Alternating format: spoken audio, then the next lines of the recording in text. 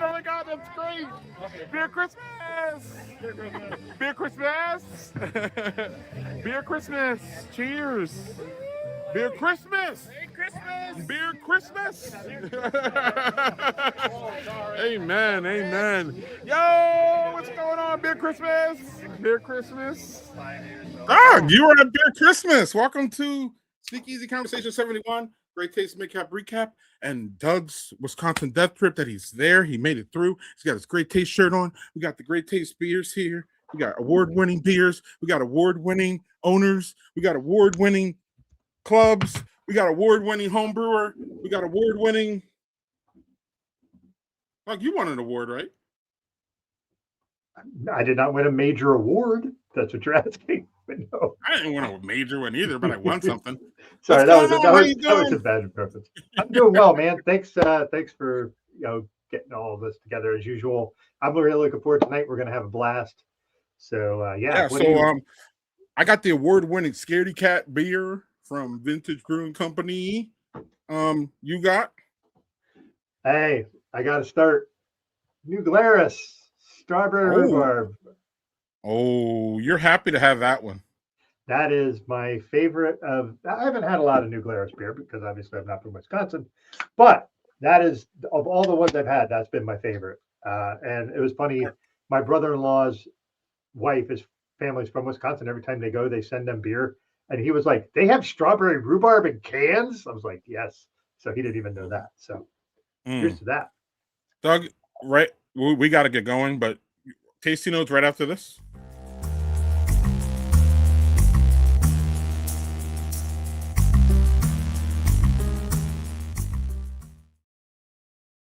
Promise y'all Great Taste recap, and our past guest news is about the Great Taste. But before we get to that, the rhubarb de la strawberry. Listen, strawberry rhubarb is one of my favorite flavor combinations of fruit. Mm-hmm. It's just perfect. It's like not a very high ABV beer. I think it's. Mm-hmm. I don't even see what it is on the can, so because I wasn't good and I didn't research this ahead of time. But it's so drinkable, especially when it's hot, just crushable. It's. I'm gonna say you don't want to say it's like juice because it's not, but it's fucking excellent. Just a really superb fruit beer. It's not really my jam usually, but that is excellent. But if it tastes like fruit and it's a beer, that's a compliment, I think. Yeah. That's the thing is, it's not like it has multi notes or anything like that. But I mean, just look at that beautiful color on that, man. That is just gorgeous. So yeah, delicious beer. All right, so moving through these things fast. You probably saw on Badger Beer Report's social media, Carrie, who is a past guest, is now part of the Badger Beer Report team. So we are happy about that. And one we're not happy about is the Nerdy Beer guys won the Nerdy Beer Brawl versus the Badger Beer Report. You can see my reaction there is, kind of appropriate for the situation. But other than that, it was fun working with them. It was fun having that at the Great Taste. We had some bumps in the whole thing, but y'all don't need to know about that. They won fair and square. There was no late votes from Milwaukee or anything going on there, Doug. I checked. We made sure that there was nothing shady going on with the vote. So it all worked out, but it was fun working with them. So that's some past guest news too, because they won something. So Yeah. Doug, I won something last week. Yeah. Not really directly. It was just a good, warm, fulfilling week. And why it was, Doug, is because, well, you were here and that was great. We had a good old time, but we also had a good old time at let's see here to remove that. Everybody come in. This is amazing. Doug, were you at the front of this? Beer Christmas. Nope. Cheers to Beer Christmas. No, Where were you? Yeah. Hey man, you were doing your Badger Beer Report stuff, and I was like, all right, you guys got to do that. I'm gonna go explore. And I just went and was like, I was around looking for beer so I could get it before the wines came in. Oh, so you didn't know there was going to be like a cattle herd thing going on here? No, you guys warned me of that, and I just steered clear of that. So. Oh, okay. That is a good answer. So, without further ado, Doug, let's bring on someone who has a lot of what's the word? Has her hands in a lot of things, great taste. And she is our friend Laura Hall, who is going to a concert tonight, y'all. So, let her be in her car. But she is Laura, are you the secretary you're the secretary, right? Of the Yes. Madison Homebrewers Tasters Club. She's the secretary. Hi, Laura. Hello. Everybody always thinks I'm the treasurer. I think because I do the lottery for the great taste, so I have to deal with like finances, but I'm the secretary. Well, thank you for joining us. How are you? Are you recovered from the week? That's what everybody's asking. I am just so glad that we didn't have any programming really for the club this week, because I don't know how I would have done it. It definitely takes a few days to recover. I think I'm there though. I think I'm there. All right.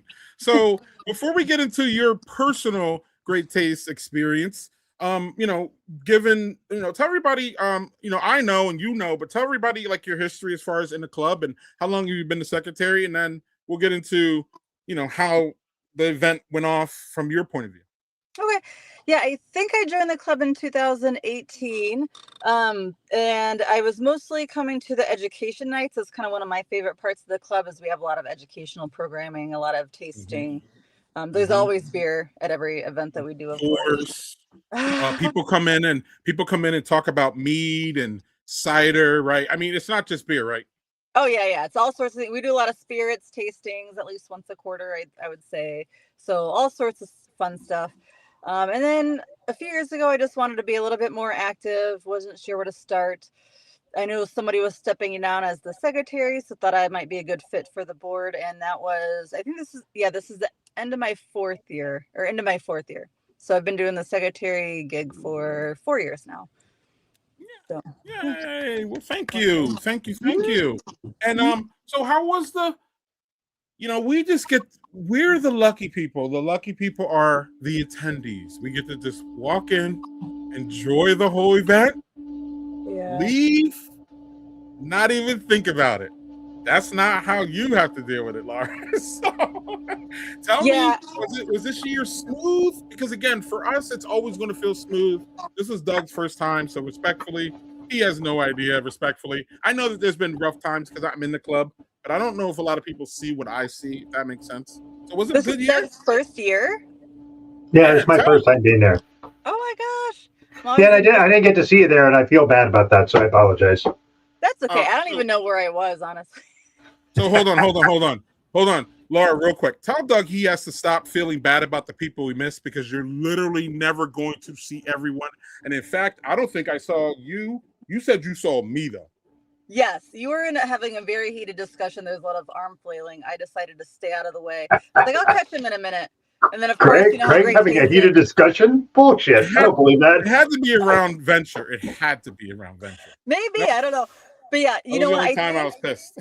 I think this year, because like my partner runs a sign holding competition, and this year I had a bunch of his disc golf buddies helping him. And I got to thinking, I'm like, you know what? I think almost every single person I know in Madison is like in this park. Like other than my coworkers, like everyone I know socially is in this park.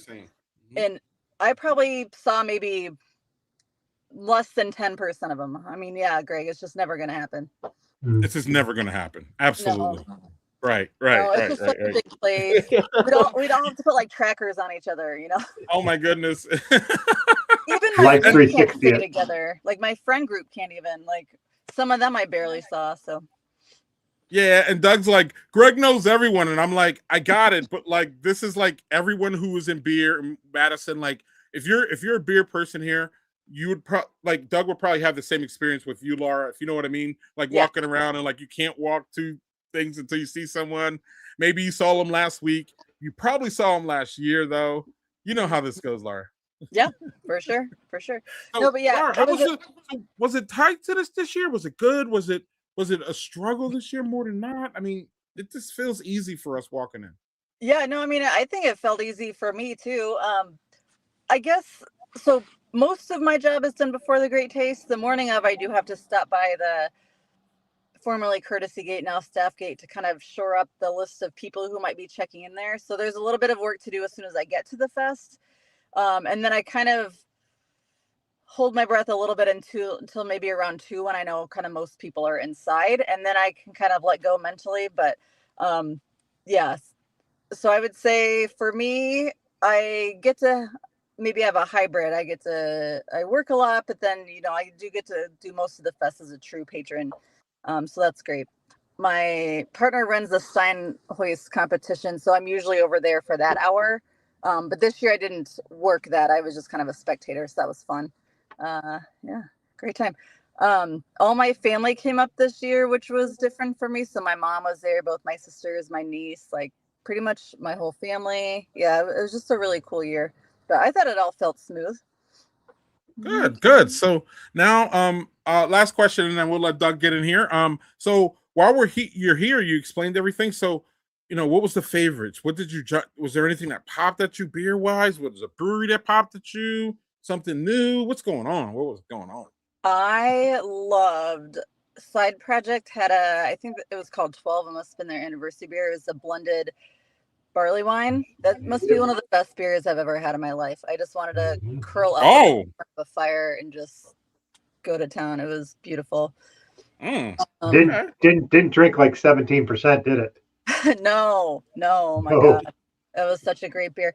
There's a really cool one from Rangeis that was, I think it was called Holiday Bubbles. I wrote some of this down. That was just kind of like a effervescent, like champagne-y kind of a beer with like maybe a hint of cranberry. That just was very satisfying as far as like just a light, effervescent kind of a beer. I was like, man, I could see myself drinking that at all the holidays. So I don't know if they package that. I'm gonna have to find that out. And then I had my friends remind me of some of the stuff we even drank. They said the Pipeworks horchata was great. The Uga jalapeno cream ale Is and fire. Yeah. Doug, you had that? Yes. Yes. I'm glad you got it. That's Yeah. fire. That's fire. Good for good. And then also another thing I hope they keep doing is, I think this is at least the second year that Kunin, I always probably pronounce them wrong, brought that sake, and then they put the little like boba bubbles in it. That's either like you get like either mango or strawberry. Oh. Yeah, they're up in the 700 ton. You'll have to check them out next year. Go first thing, because a lot of times they'll end up with a line later. But yeah, I think it's a beer. It drinks like a beer more than like a full on sake, but it's definitely very sake. And then yeah, it's just awesome. Doug? Yeah, the 12, I'll get into that one later, but I agree with you. That was just a supremely smooth, excellent beer. So Yeah, I would like to say, like, this is my first time going to this festival. So I was very lucky that I got in 2 hours early. So I could just go and try a bunch of things before there was huge lines for everything. And that was very nice. The one thing is they do a lot of timed releases, which I've seen at beer festivals before. Never to this scale. This is the biggest beer festival I've ever been to in my life. But those timed ones always are like a little weird to me. Like I'm not a line stander, so I'm like I'll go to the smaller breweries and try some stuff they have. Like I want to see, does that mean there's things I missed? Yeah, but like at the same time, like that's not my jam. I'm not going to stand in line for 20 minutes for a particular pour. Maybe that's a wrong approach. That's just my approach to it. But I'm the same way. I think my approach varies year by year. Some days I'm feeling it, some days I'm not. Or sometimes I just need a break anyway. Or like, I know my friends are going to be over playing rock, paper, scissors for whoever does that, over here. So I'll have a little bit extra time to stand in the line. But yeah, that's pretty rare for me to do that too. I mean, there's great beers there, but there's great beers everywhere. And some breweries have no line, even in the most hectic of the part of the day. And that's where you find gems, I think, is when you go to the ones where there's like no lines, like, okay, let me try these 3 beers. And they're like, great. And you pour it out. Yeah. I have one question about this, and this is just as someone who's never been there before. The food options to me, and maybe I just wasn't finding them because I didn't really use a map or anything. I was just kind of wandering around. Food options were a little sparse for me, but like the other thing is I have fairly specific diet things that I have to be really concerned about. I'm in the Midwest, so like I'm going to be eating all the bad food because you're in the Midwest. How do you guys go about figuring out the food options? Or is it like a pretty steady, we always have these vendors here for food?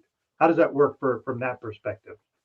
Yeah, we have a team lead just for that role. Jason Walters, who used to be the Great Taste Chair before Doug, took that over. And I would say there's some standard places that are always there, like Glass Nickel Pizza is typically always there. I think Lo Lang Zang is typically always there. There's a few others, but we always have a little bit of a change up. I think this year we had a few new places. And there were probably, I think we had about, at least 10. Okay. I may have just not run into them. That's very possible because I was distracted by that. They're on the outskirts. You wouldn't really, I think that is part of the thing, is not all of them you really would run into unless you're seeking them out. Like some of them were even past, like where I don't know if you know where the collaboration tent was, but it's like even past that was, I think, most of them. So yeah. I think I just didn't wander to the right places. Probably the case for me. So the map is your friend. Yeah, I was trying not to. I was just trying to do the live acting exploring thing, and I guess I should use the map to do that. But I was also a few beers deep at that point, so yeah. So Laura, final words. We'll let you go here. It was nice that you joined us. Anything that you missed? Anything you want to say? We all want to thank you and everybody who puts in all that volunteer work. To make this happen, and again, to make it just so easy to walk in and walk out like that. And I know what it takes to do this. Nobody gets paid. We all love the beer, and we all love the people. We all love the event, and we all just get. I know, Laura. I know what you're. I don't know what you're going to say, but one of the things I know a lot of club members say is that, it's that vibe on that day that just drives me to continue to do this work. Yeah. And I won't take your. I won't. I'll let you speak when you get out of here, but that's I just wanted to make sure that you feel the gratitude, my friend. Good. No, I appreciate that because it is a lot of work. You're absolutely right. It's my favorite of the year. I wouldn't miss it for anything. There's other beer festivals that I go to a lot that I will, if I miss here, so what? But Great Taste, I don't think I would ever miss, especially now that I put in all this work. But even still, I guess what I would say is that it always makes me sad when I hear somebody, I know Doug doesn't live in Madison, but when I hear people who live in Madison who love craft beer, who have never been to the Taste, that's always like, oh my gosh, you have to go. And I think some people get intimidated by kind of years past, you'd have to camp out at 3 a.m. to get tickets. Please come out to any of our ticket sites the day of in-person sales, which I think is the first Sunday of May.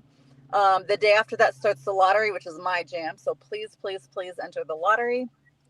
If you don't get tickets in either of those places for whatever reason, they're always going to find tickets online or somewhere. So, there's no reason that any craft beer lover in Madison should not be there. It's just our heaven on earth. Yep. And that's a great note. Yeah. Thanks again, Laura, for putting time in to do this. Really appreciate it. We need to have you. We need to have you back for a whole show, and then we could food shame you and all kinds of things. That'd be fun. Okay. Bye. Bye, Laura. Thank you. Thank you. So I don't know if our next guest is going to get away from the food shaming. In fact, I know he's not, because I think he's game now. Please, but anyway, so let's wrap up here. Do we have any? Did you mark? You want to wrap up? It's only 19 minutes in. Wrap up the comments. Oh my God, it's so sharp here in the SpeakEasy conversation. Doug said, "I'm going to wander and let y'all handle the crowd." Yep. I was like, you guys got that? I'm over here. I'm gonna go sample more beer. Yeah. So ask Doug though, like when we walked in, I was like, Doug, I'm about to use my beer privilege today. And he's like, what? And I was like, And you I ain't did, standing and in I nobody's followed. lines. I am not standing in anybody's lines, especially if I know the brewer. So I'm just gonna cut in the back. And a couple times I did. I didn't really do it that much, because I really didn't have to, but I did it enough, and I don't care. Sorry. Yo. No, and it was great. And like I said, us getting in 2 hours earlier, man, we got to try all kinds of stuff. I think it's funny, like I want to talk a little bit real quick before we bring our guests on about Yeah. your approach to going there and trying stuff and Joel's approach to trying stuff, because Talk about it. vastly different approaches. Joel's like, Talk I about have it. my list and I want to talk, I want to try these things. Keep talking. And I'll be back.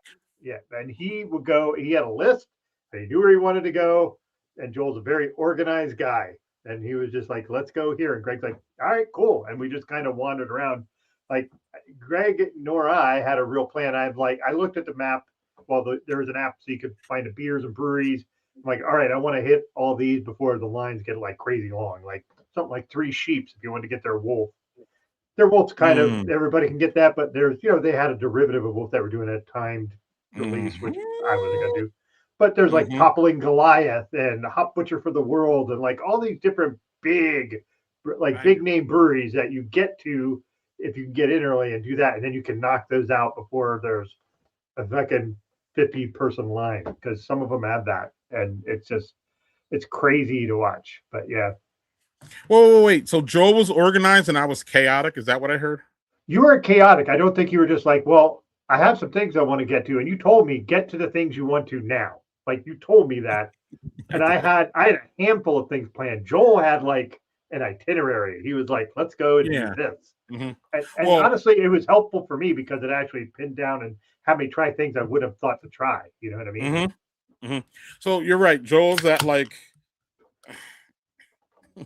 believe me, working with him day to day, he's that like, detail guy. So I just said, Joel, make a list and we'll pretty much follow each other. So like that list was kind of made by us because it was part of networking that we were trying to do that day.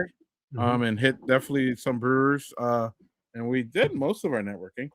So before we bring on an award-winning brewery owner, y'all, I ain't even messing around. But he's more than just some brewery owner, right, Doug? Oh man, he's just a great dude. Anyway, let me get to this Lotso Peach. You want to get to your second one, Doug, before we get to Mike? Yeah, and I'm going to actually have the beer that won the award for the guy, Scared Cat. We're going to pop on that. Since you already had it, I'm going to get that. Also, first of all, hold on. Give it up. Look at that label. You know my label nerdiness. This is a great label. You're giving it away. He's the owner of, say it, Doug. Vintage Brewing Company. Before, So, while Doug pours that and then gives us a little tasty notes, I will go to my notes here about Vintage Brewing Company. Vintage Brewing Company, y'all. The trophy case boasts Great American Beer Festival gold medals with Dedication Abbey double. Did you have that one, Doug? I don't think I did. Man, how did I miss that? No, wait, I did. I had a taster of it. I didn't have like you had and then of course what Doug has is Scaredy Cat Oatmeal Stout plus World Beer Cup honors for their McLovin Irish Red, and I'm pretty sure you had that one too, Doug. I did not have that particular one. No. Oh, okay, no McLovin. And also though, to me the biggest and best one and the baddest one, Doug, is Small Brew Pub of the Year at the Great American Beer Festival. That is no slouch. That means that your beer's on point. That means that your food is on point. That means that your space is on point. That means that Mikey Bridges is on point.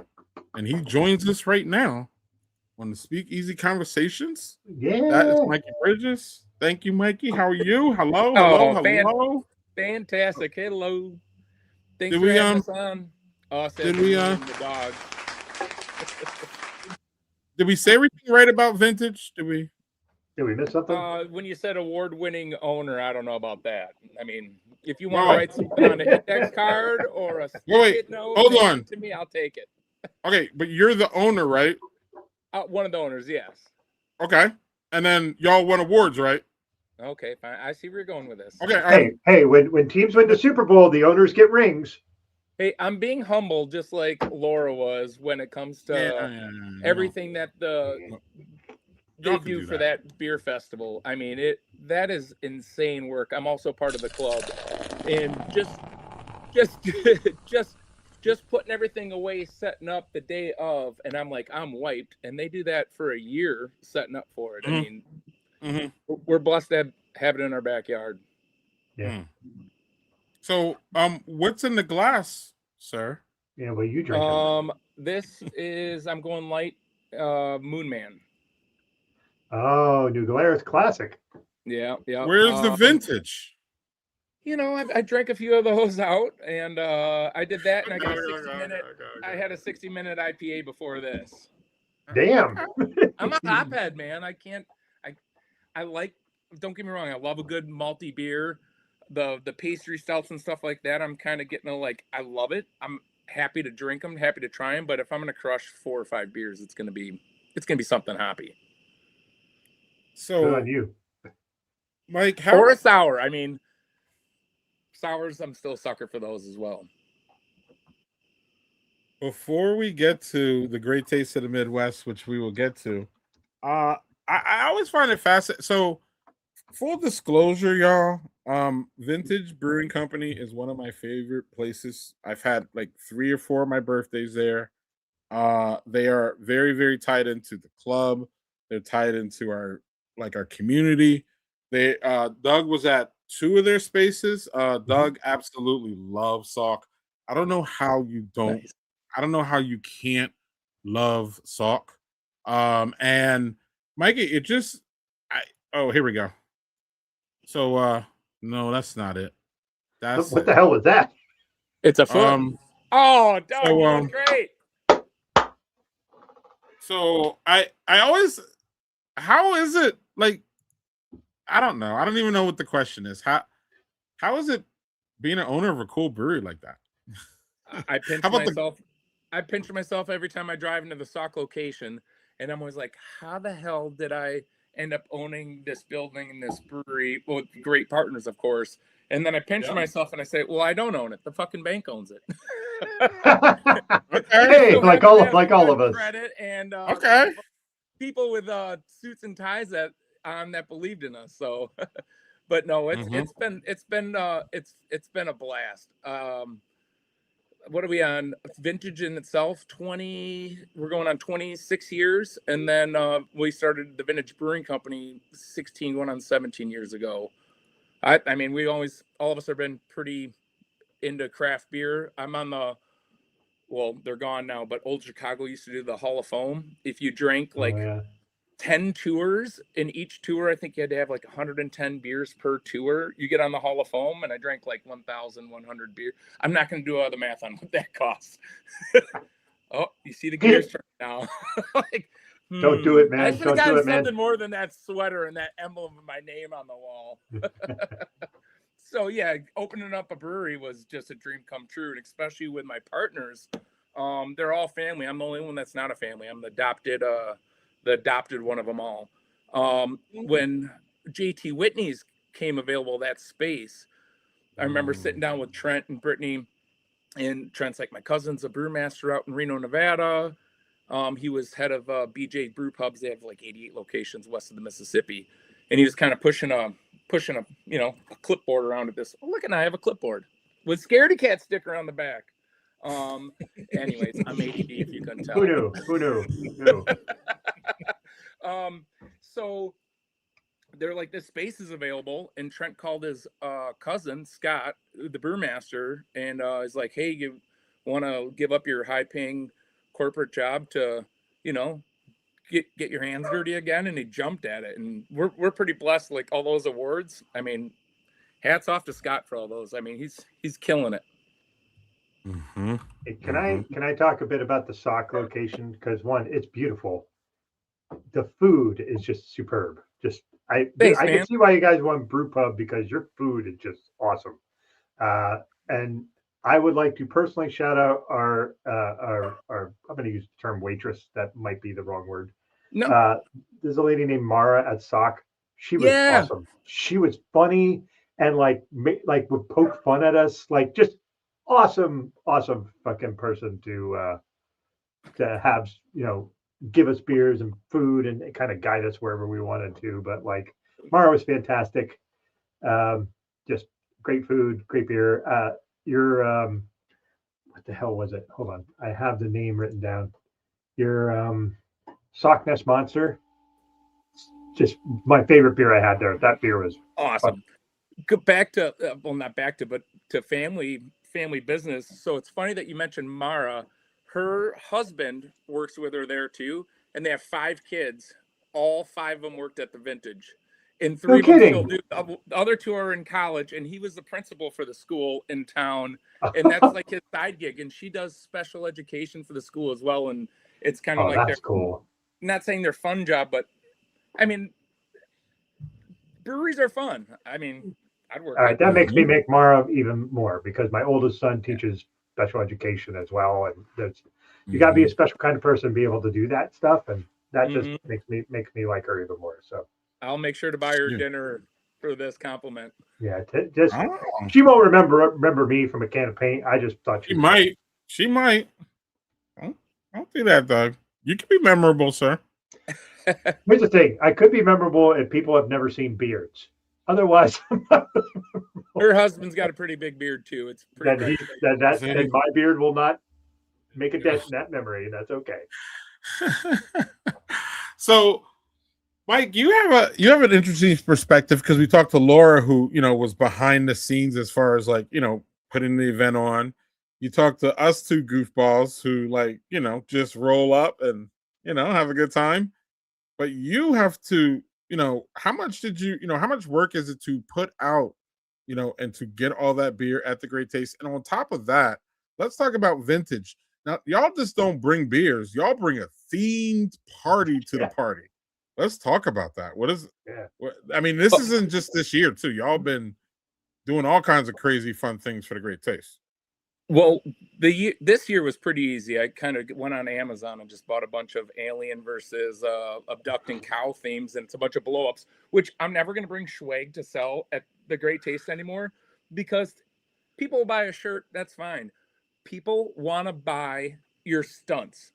We had these little blow-up cows like this big. People were going in bidding wars to buy the cow or a little alien blow up alien. We had that little alien, this alien holding a beer and doing one of these like hangout kind of thing. It went up to $80. Someone tried buying that off, and I'm like, dude, I can't sell it. I need an Amerny, dude. Like this one's gonna live in the delivery van. I already promised the brewers it's staying there. But as far as work goes, it's a lot. But it's really fun. We get down there Friday, set everything up. Thursday, the day before, getting all the gear ready, making sure nothing leaks. Saturday, it's a 10-hour day, and Sunday, clean up, put everything back, and which makes me again nod of the hat to the homebrew club putting this on because I feel like I'm overwhelmed. But then they have to hang signs, they have to all the logistics. They even hand out Bloody Marys in the morning. Like it doesn't get better than that. But nothing was worse than the first year, or when I say nothing worse, I mean better. We broke the Great Taste record of how many beers we brought. So the first year we were there, we met up with Fred and some other organizers, and we're like, hey, we're a new brewery in town. We really want to make a splash. And they gave us our own tent. And we made a bar for one day. I'm not even gonna say how much it cost to put it together, but we did. We had 3 fish. We had 3 fish tanks. One said Vintage, the other one said brewing, another one said company, filled with live fish. We broke the record with I think it was 38 beers on tap, and then we brought in couches and dartboards and pool tables, and I mean all stuff that we asked people in the business like Bullseye. They provided everything, and we hauled it in, hauled it out, and it rained like hell that day. So everybody was packed in the tent, and they're like, holy shit, like, what brewer are you? So it was kind of getting that street credit right away, spending a lot of money on one day when you're brand new in 2008 during the recession. But That's amazing. it paid its That's dividends. I think we made a lot of friends that day. Mm-hmm. But as far as setting everything up, I mean, they have so many volunteers. You drive in, and it's just like, take your beer, put it on this pallet, and they don't even ask you that. They'll take the beer off your truck, put it on the pallet. The next day, you show up, the Bloody Mary's waiting for you with your tickets, and you have a pile of ice, and there's volunteers coming by like, you need more ice, you need anything else, anything we do to help, here's a case of water. They actually make it pretty damn easy on us. And as far as the day of, I feel like a dick the day of because I see so many people, because the Great Taste of the Midwest is in our hometown. I see so many people that that I haven't seen in a year or two, and they want to talk and catch up. And then I'm just sitting there like, there's a line of people behind you. It's so good to see you. So good to see you. Yeah. And I feel like I'm kind of rushing through conversations. So I'm like, damn, I feel shitty, but you can't hold up the beer, man. Mm-hmm. No, you cannot. I have to say, the idea, like, just for one day, that's a big swing to be like, we're going to bring a bar and pool tables, and we're going to make a big impression. And the fact that was your first year there, and they were like, sure, let's give you your own tent. And I remember, like, we were talking to the Carrie and Bobby McFleshman, and they were like stoked that they got like a corner, because that's like, you're in a corner. That's a big spot to get. And just like the idea that you had a whole set. Yeah, well, they've been pretty fortunate to us, because we kind of went big the first, 10 years that we're in, where they gave us corner booths, and we won the best booth award. I want to say 4 times. Trying to think how many are behind the bar. We did Milkmen and Housewives, and we bought a 1944 milk truck. You probably saw it in Sauk. It was parked out there, and we put in 40 beers on the side. We, as in Trent, my partner, he built it, and we all dressed up like milkmen. And then there was like the Housewives, and there was that. We brought 2 tractors in one year with hay bales, and we all wore like overalls, and we did punk rock last year. It's so much fun to come up with the different themes. This year I felt was kind of, it landed on me. Normally I just show up and kind of hang out, but I took lead on it this year, and I was just like, Amazon, just buying blow up stuff, and this. It was fun, but next year I think I'll go hardcore again, with the help of my partner Trent, because he's the one that's handy on stuff. I can't build shit. Well, to be fair, like, alien stuff is really popular with people, like really popular. Especially right now. Well, when I saw the shirt and the graphics that came out, and it was like all astronaut themes, I was like, oh, I totally knew this. I'm gonna play right into it. Like, I knew that. I knew that. I'm in the club, but I didn't know anything about it. I swear.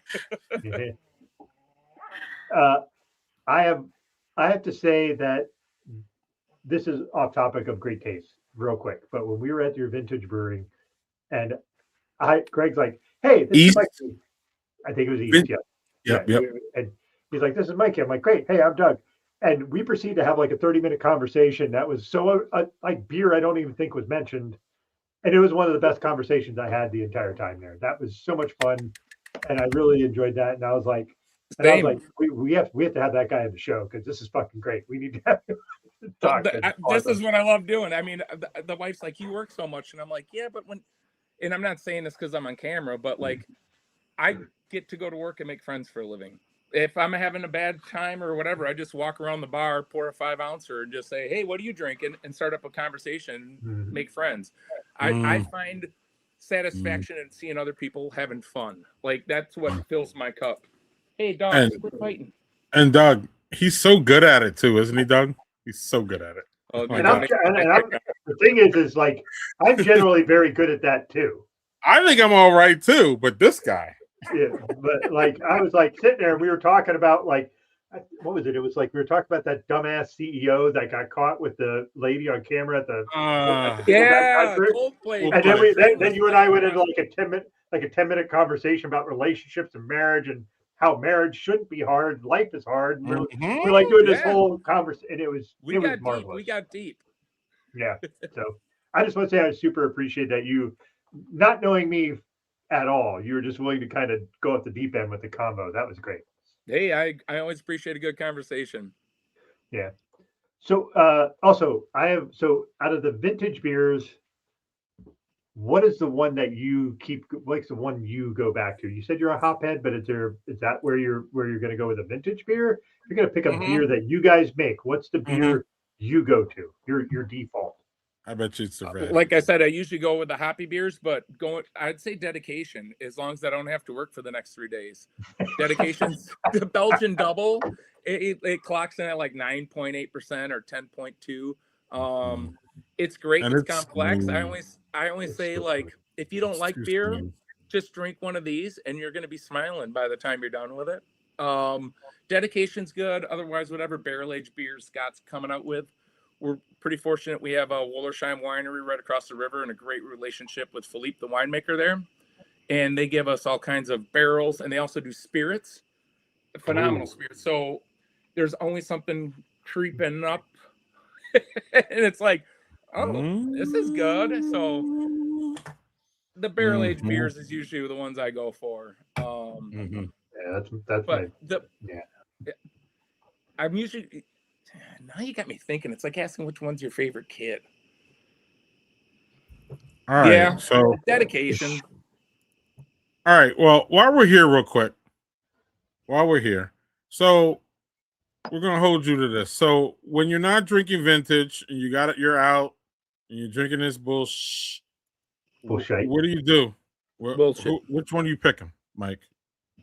And beware, we might shame you for this answer.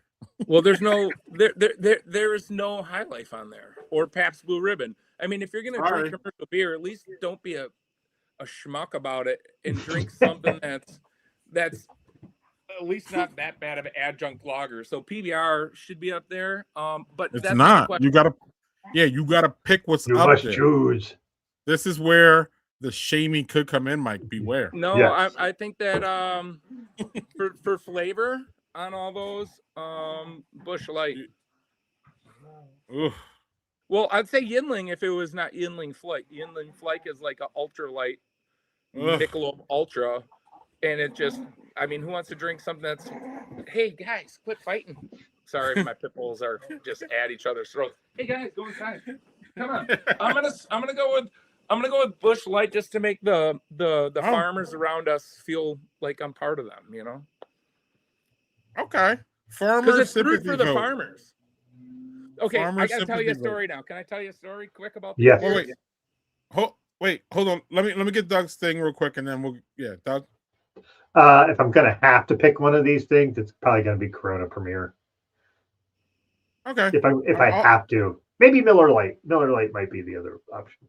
Miller Lite or that goofy Ultra. But anyway, Mike, you had a story for us. Oh, it's going to be a good one. So when we first opened up our place in Sauk, this guy comes in and he says, "Oh, what kind of beers you got?" And we're talking about all the beers, and he goes, "Oh, you got any Miller Lite or Bud Light or whatever." We're like, "No." And he goes, "Well, I don't drink that stuff. I drink American beer, like Budweiser and Miller Lite." And I was like, "I'm a microbrewery in Wisconsin." And I was like, "Oh yeah, because we import our from Whitney Bueno, Dana." Like, just shows marketing. It's like if I put American flag on my micro beer, like I'm American now. I was like, yeah, I don't drink those micro beers. I drink American beers. Oh, okay, American beer. Oh yeah, we import ours from Whitney Bueno, Dana. Sorry. That's funny. Doug, you get to follow that up because I don't. The look on his face was priceless. He just like, oh, it's sunk in. Oh. I'll go with the Coles. Oh, okay, here you are. Greg, we never got your opinion on that light beer nonsense was Michelob Ultra or what? Okay, we're gonna go back to this mess. Hold on, let me pull this. Well, I think you said it, but I wasn't sure. I just wanted to be clear. I don't know. So, actually, I'm gonna disagree with Mike. Give me one of those fucking stupid Yingling Flight things. It's fair enough. Doug. You know my feelings about Yingling, and you know why. Well, listen. Listen. You act like you gave me some buffet. I gave you all some buffet of choices here. You said, what do you mean? You said I gave you a buffet. You put this shit up, not me. I should say Miller Lite because I grew up in Milwaukee, but if High Right. Life was up there, High Life would have been it. Yingling is. I mean, a Yingling flight is. The It didn't champagne suck of when beer. I had it. Well, Yingling, by itself is fine. It's an amber lager. No, but it's not. But No, Mikey, the it's not. flight, I never even had the flight. Just skip it all. Where are you actually. at? I'm biking over after this. We'll get a flight of Yingling flights. I'm watching my figure. I like a flight. Oh, Yingling flight. I'm watching my figure. Smells like watered down beer. If anyone from Yingling's watching, I do like. Don't put a hit on me. I know. And Doug, they're not MAGA anymore. I'm hearing. So chill. That was my whole reason for not liking Yingling. Oh, So. my whole reason was the headaches and the fucking bullshit lager is my reason. But whatever. Hey, I also grew up like 60 miles from Yingling, and just. Ugh. And I didn't. I ran out of beer, so you're all getting a tour of the kitchen. All right, Kitchen great. tour. Look at that. Plant tour, everywhere. apparently. Plants Oh everywhere. yeah. Oh, I he's live got in a plants jungle. everywhere. Plant house. Look at that. Well, okay. Wait. Oh. If he pulls out, if It's he like pulls on out, if he Crib. pulls out a Yingling flight, I'm gonna. Oh no. Oh, here We've we never go. seen a fridge. No. What else is in that fridge? Oh, I see boxed wine. Is that acceptable, Doug? Is boxed Oh, wine whatever. acceptable? I mean, as long as you're holding your pinky up when you're drinking it. Okay. As long as you put it in the fancy glass, right? Okay. Real men drink rosé. Oh, I don't know. Real Oh, yeah, drink back whatever to the the fuck they plants. like. I love when a man says "real men," Doug. You know that's gonna end well. Yeah, but he said rosé, and I was like, so he was going in a direction we weren't expecting. So I guess Amani's right. It's Miller Lite, right? Yeah. If All we right, all came so- to a consensus. you know what the thing is if they would have had like MGD on there, like Cold I'd filter. like to be. Actually, the one that I like that's not on this list, and I mentioned before, is Labatt's. I can drink the shit out of But Labatt's. listen though, none It's of those not are popular. These are the top 10. They can be. They can Y'all are be the top 10. That's disrespecting. fine. Y'all are disrespecting the American public's top 10, Doug. All due respect, the American public for this kind of thing is not the kind of folks you want to talk about craft beer about. Well, listen, this ain't crap beer. We got out. Is it the listen, top? Is it the top 10?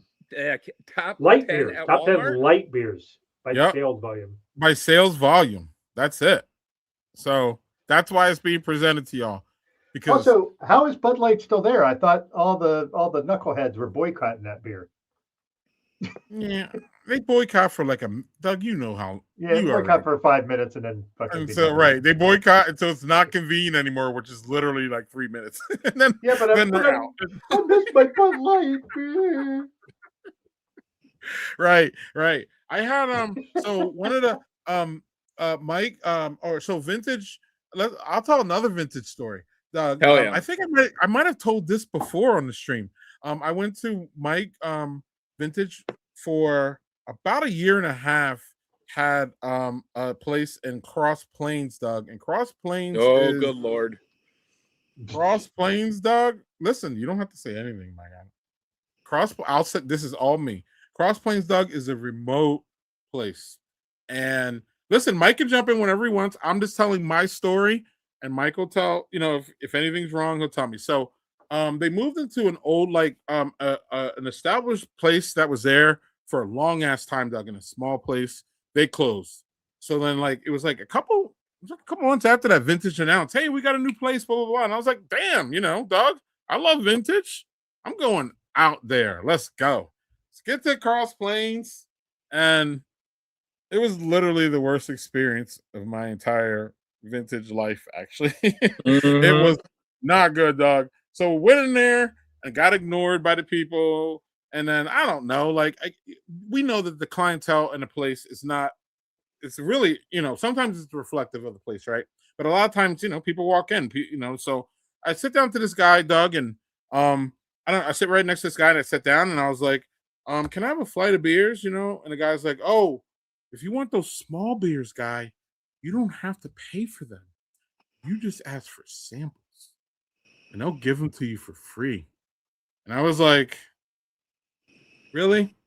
And I was like, no, I prefer to. I taste beers. I don't really slam them. Then he goes, oh, you're one of those. I was like, oh, Maybe don't say that to a black man. well, there was that, but he was talking about like, he was definitely framing me as one of those like snooty beer drinking people. You know what I mean, Doug? So like that just didn't like, I don't know. It wasn't Vintage's fault, but Doug, I had that cilantro rice bowl that they Black and have. chicken cilantro That rice is bowl. fucking fire. And I don't know why I didn't have it when you were there, Doug. But it is I fire, love that. That was believe me. So listen. We had that great makes food sense. there. That was awesome. The cilantro That made rice bowl. everything better. But like, Well- it was just funny because I was in a small town and this guy felt like, because Vintage was new, so he felt like it was some kind of like bougie place. He even said to me, Mikey Bridges, he said, quote, he's like, oh, this place, quote, they don't need the money, end quote. Jesus. Right. And I was like, dude, I was like, at that point, I was like, I Check out my mansion, bro. Look at that. By the way, Greg just dropped off for some reason. Maybe he got disconnected. But also, if you're in business, like, listen, we're in a capitalist society. You're not trying to make money. Yeah. Well, that being said, we closed down that location. That location, when we had our campus location, well, we still have it. They were going to tear it down, and this was in 2 years ago, and we've been there 26 years, and so we kind of started knocking on doors looking for other places to make a Vintage Spirits and Grill, not a Vintage Brewing Company, which is the one that we started off as, and that fell in our lap. Actually, my partner Trent kind of went knocking on doors, like, "Hey, you know, you're looking to get out of your lease, or whatever," because we wanted to open up another Vintage Spirits and Grill, which is a little more bar, kind of not dive bar, but like just a little more lax than Vintage Brewing Company. And the developer dropped out because of the community support for Vintage Spirits and Grill staying open on campus. And then we were like, we really like the spot. Two of my partners, their kids went to school across the street. And we were like, do you think a Vintage Brewing Company would work in that location? And there was some back and forth. And we're like, you know, let's give it a try. It's 15 minutes from our Sauk City location, which is on the river, and 14 minutes to our West Side location. And it wasn't I don't think it was our vibe as much. It was a lot smaller. You bring in the local talent, some people that have been in that building for 19 years. This lady Deb was there, and I'm not saying it was a bastard child, but it's very humbling. Right when you think you know everything, you get humbled, and I feel like that location was an eye opener on what we do. Does it fit the brand? And you know, you learn the hard way. Yeah, we closed it down 6 months ago. And yeah, there was it's humbling. So I have to put my Badger Beer Report hat on real quick while we're here, and make sure that everybody knows that Vintage Brewing Company is in good solid footing, and it's not in trouble because we closed Cross Plains, right? Oh, absolutely. Actually, so we've been hearing a lot of not rebuttal things on Madison Foodie page, which has like 150,000 people that follow it, and a lot of people say, also, can I, before you go forward, there's also Sure. one of the most toxic fucking groups that I've ever been involved in my entire goddamn life. Sorry, Mike, that has to be put in. It is toxic as fuck, and it's a foodie group, y'all. Yes, beautiful Madison. Yes. Anything where you can give someone a platform to bitch about something is gonna turn toxic. Trust me, I call it the 6-month foodie beatdown. It's just like I went in there, but there is truth. Like we had some bad reviews on our West Side location saying bartenders weren't attentive and whatever. We cleaned house. We retrained everybody. So you can't look at it and get defensive like, well, fuck them. They're talking shit. You have to like take a look in and be humble and say, well, you know what? We do have a problem. There is a trend. of course, there's gonna be one person's like, I got cold tater tots. Fuck this place, 1 star. And I mean, but what people don't understand is that shit keeps me up all fucking night. Like, when you put everything into a place and then you just get ripped apart by someone online, like, you're terrible. I mean, yes, you have a point, but it's stressful. Sometimes they don't have a point though. Yeah, Sometimes they're just there to rabble rouse. There Well, was a but guy, what I was getting at is a lot of people on Madison Foodies say we went corporate and we sold out, and that's because we're a human company. And ooh, look at me, goosebumps! I'm saying all the right words. Human company. Well, we tried to be as transparent with the staff as possible. We got approached by a hospitality group about 2 years ago, and they said, "Hey, we can fund all kinds of growth, and we'll take this percentage to to like a management fee." And then so we're like, well, I mean, we saw how beer sales were going for a while, which we're up 7% this year in beer sales. We were like, well, we'd be dumb if we don't entertain the idea. So we sat down and had a few meetings with this hospitality group, and we were afraid that it was going to leak to the staff. So we had to like control the narrative and say, hey, we're talking about growth and there's some big things coming or possibly coming. And the team just kind of, as anyone do, they talk about it like, hey, they might be going corporate or whatever. We shut down the deal, and it's still just the 6 of us, and still to this day on Madison Foodie, it's like, oh, they got rid of Sidewinder fries. It's because they went corporate. It's like, no, we didn't. And then we moved all brewing to Sauk City because it's a 90-barrel system, and you have your grain silo where you can put in your 4-row malt or like your base malt or whatever it is, and make it more efficient. And they're like, oh, the lights aren't on. They're going bankrupt on that place. They're not brewing there anymore, which brings some fun stuff. We're turning that to indoor-outdoor bar with arcade. So can we? Okay, while we're here, can we get to the bottom of the Sidewinder controversy? Or I saw it how on about Reddit. this? Sidewinder Gate is what I want to call it. They're coming back. They're coming back. But want to know what? It's a scandal, dog. Don't laugh. It's a scandal out here. Go on, Mike. Oh, I got something on Reddit. It was like, what's up with Vintage on the West Side getting rid of their Sidewinder fries? That's the only reason I went into that place. It's because their fries. Their beers suck and everyone there sucks. And it's like, oh, I love reading this at 11 o'clock at night. But the Sidewinder fries are good. But the problem is, like, on a Friday fish fry, you can't have 10 fryers. It's got to be like, your fish, your tater tot, all this, and then you keep it in the expo window. It fills everything up, and then you move stuff aside, and it gets cold because you have. I'm nerding out on restaurant stuff right now, aren't I? Anyways, we didn't have the capacity to keep all these different fried potato options. We took them off about 3 years ago, and it was like suicide hotline. So now we're bringing them back, but we're getting rid of tots. And I don't know if I'm ready for this. Okay, I Chop. I can't with it. Okay, so wait. So the problem was that the Sidewinders were too big volume wise? Is that what I'm hearing? Well, we have our straight cut fries, which are beer battered fry, which they hold longer. They're delicious. They have a nice crunch. Yeah. And then tater tots. We have a shirt that says "Drink beer, eat tater tots." Like, okay, that sounds like a good life philosophy to me. Exactly. Thanks, Doug. But it sounds like you're sidewinding a question here. I asked you a specific question. Go ahead. Sorry, my ADD again. Is it? I'm locked in. What is the problem with this? Give us the full. What is the problem with the fucking fries? Why do we have to take? Because they take too much volume? Yes. Yeah. Okay, cool. It's a thicker fry. It takes longer to fry, and then when you make them and put them in the window, it takes up too much window space in the expo. Right. So we're chiming in here, Mike. I don't know if you want to get rid of the tots. Well, wait. So why is it tots or Sidewinders? Why does it have to come down to that? Nobody. Tots are smaller.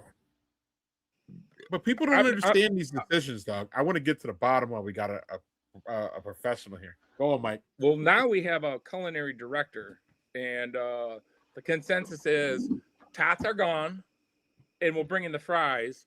And then someone else is like, we'll just charge more for an upcharge for the Sidewinder fries. And I'm like, how do I have a 90 thing of emails about a fucking French fry? But hey, if that's what the customer wants, you give it to them. I mean, at the end of the day, you give it to them. Look, in-house is the problem. Watching, the Sidewinder fries are like a steak fry, but they're twisted, so they're thick like a steak fry in the middle. I got it. And they get that crunchy bits, and then they're great for scooping up the vintage queso or whatever you may have it.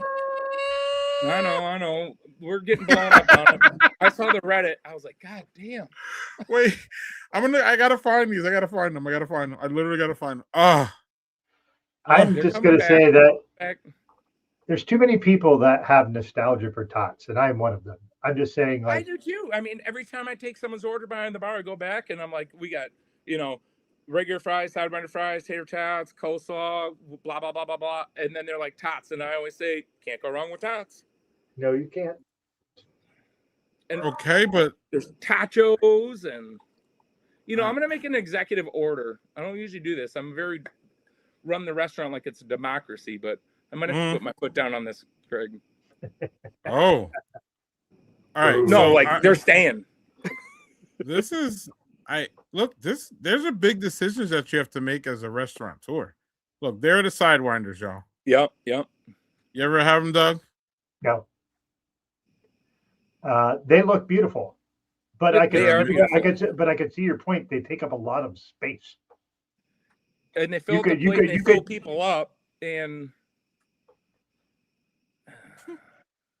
I like that you sidewinded me into some French fries. Hell yeah! Breaking news. The thing is, I could get way more tots in that space than Sidewinder fries, so I'd rather have. Look, I'm an unapologetic potato junkie. I love all potatoes. So like, give me more potatoes. If you can give me more, that's the option I want. So what I'm hearing, Mike, again, is y'all are the detriment of y'all's success was this bullshit, respectfully. Right. Those things were too good. They're too good. Now they're literally causing a motherfucking problem. Literally. Yep. Just ask Reddit. Doug and I listen, I would spend another half an hour in the Reddit just to see it. And as soon as I read it, I was just like, it is so fascinating. I'm a failure. I remember when the fries. Yeah, I remember when the fries went, and I didn't get online to cause a problem, but I was like, damn, those things were good. I remember that. Our beef stroganoff. Our beef stroganoff. We're bringing that back in the winter too. We had the suicide hotline ringing on that one as well. Like, that's one of the two. Yeah, and y'all. What if you made beef stroganoff, but instead of egg noodles, you use Sidewinder fries, and then you could kill two birds with one stone. I think this guy's hired. I need a job. Do not. I need a job more than him. But so, wow. I don't. There were so you better not get rid of the rip chicken too. By the way, you better. No, those little meat marshmallows are the best. Right. The story behind calling them rip is funny because whenever I get drunk, well, not now because now I'm adult and mature and stuff. Just look. But I would get drunk and I'd be like, rip. And someone's like, what are we gonna name these chicken?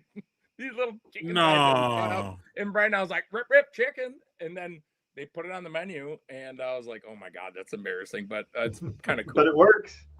Anytime they use my drunken whatever word I say when I'm drunk, I don't know, rip apparently. It made it out pretty cool.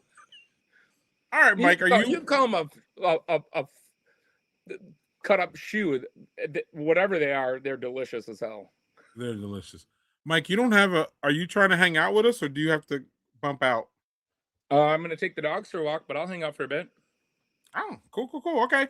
Just to make sure.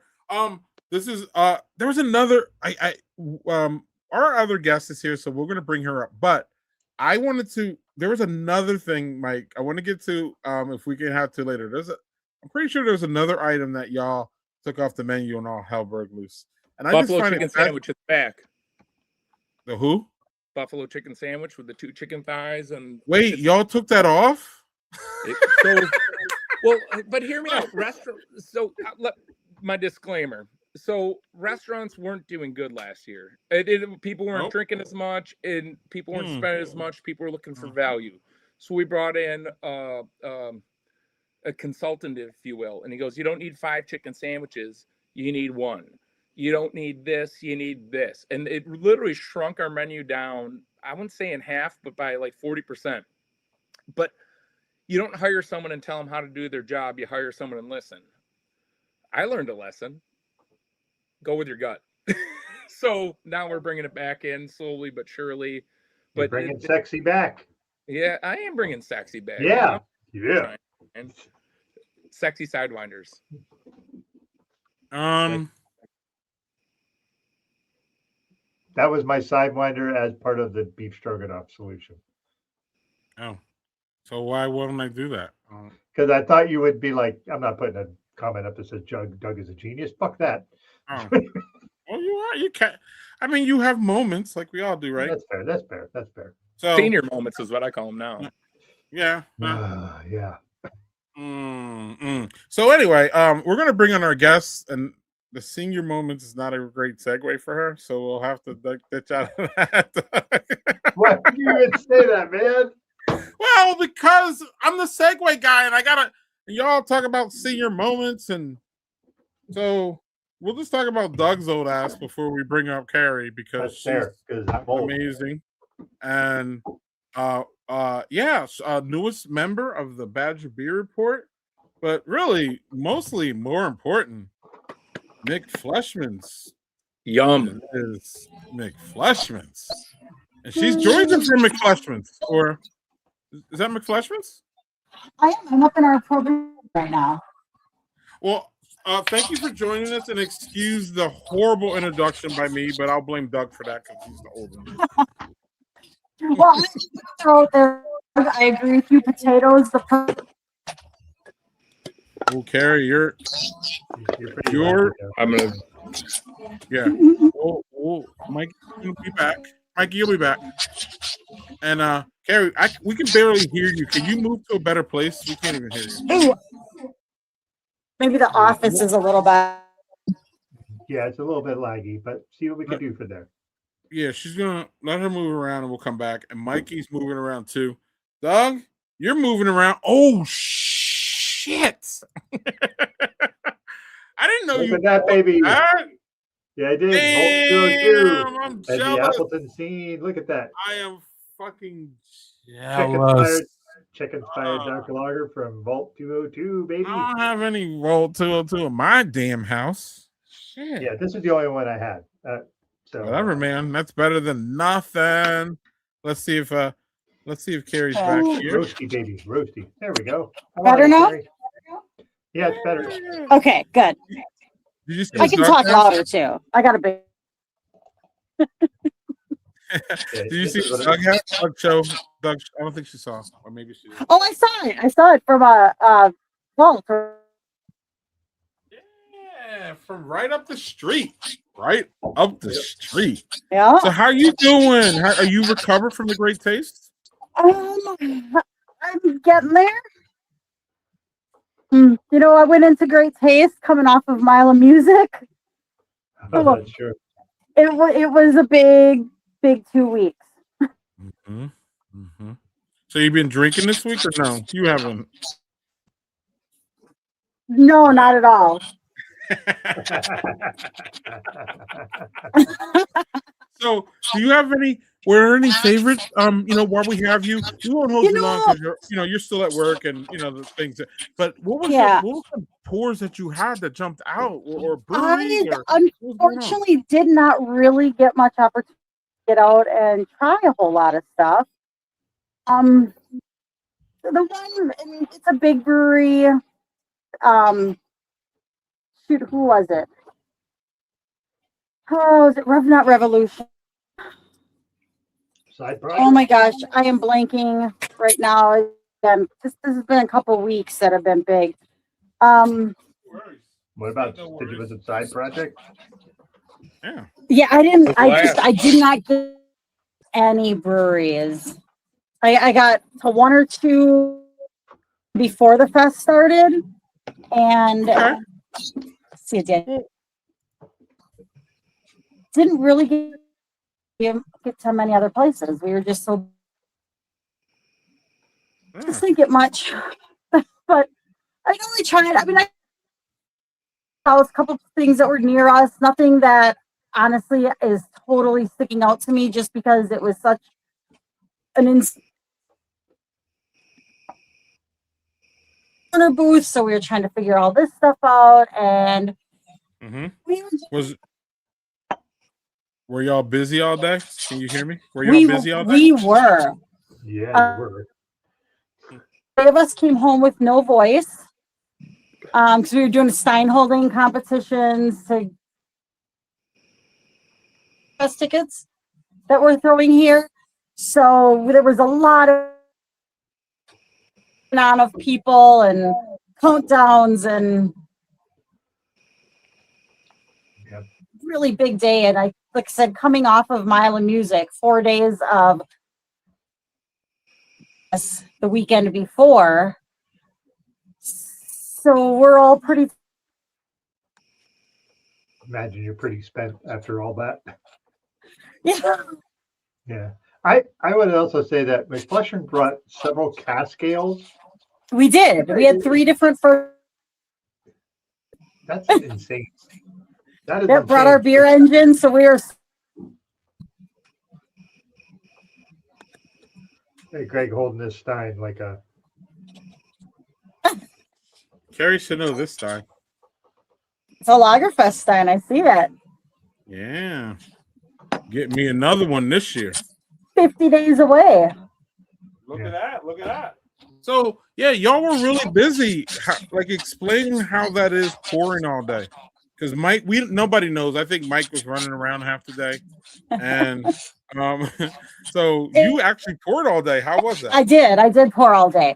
It's really fun. It's a energy of people is just really fun to feed off of.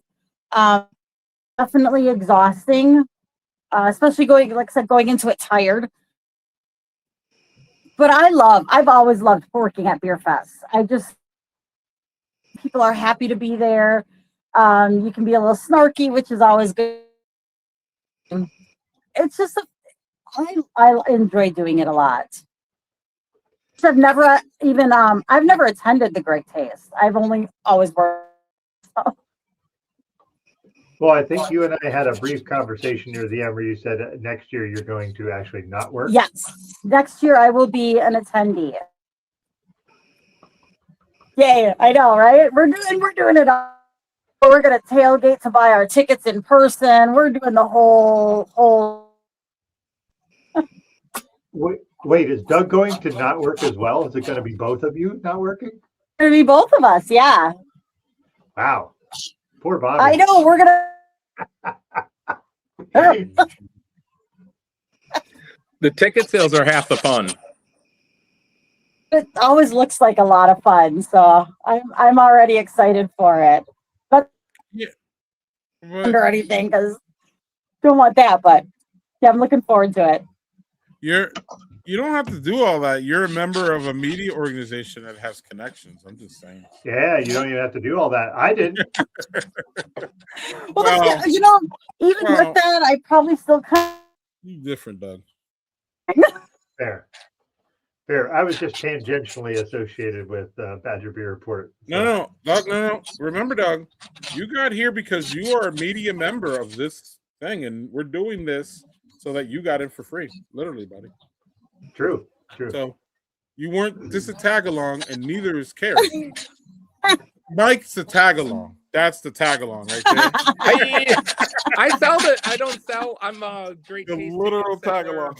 for the last 15 years, and it's fun. I mean, it's like the Great Taste energy, but in May. Everyone's showing up with their bottles. They're sharing them.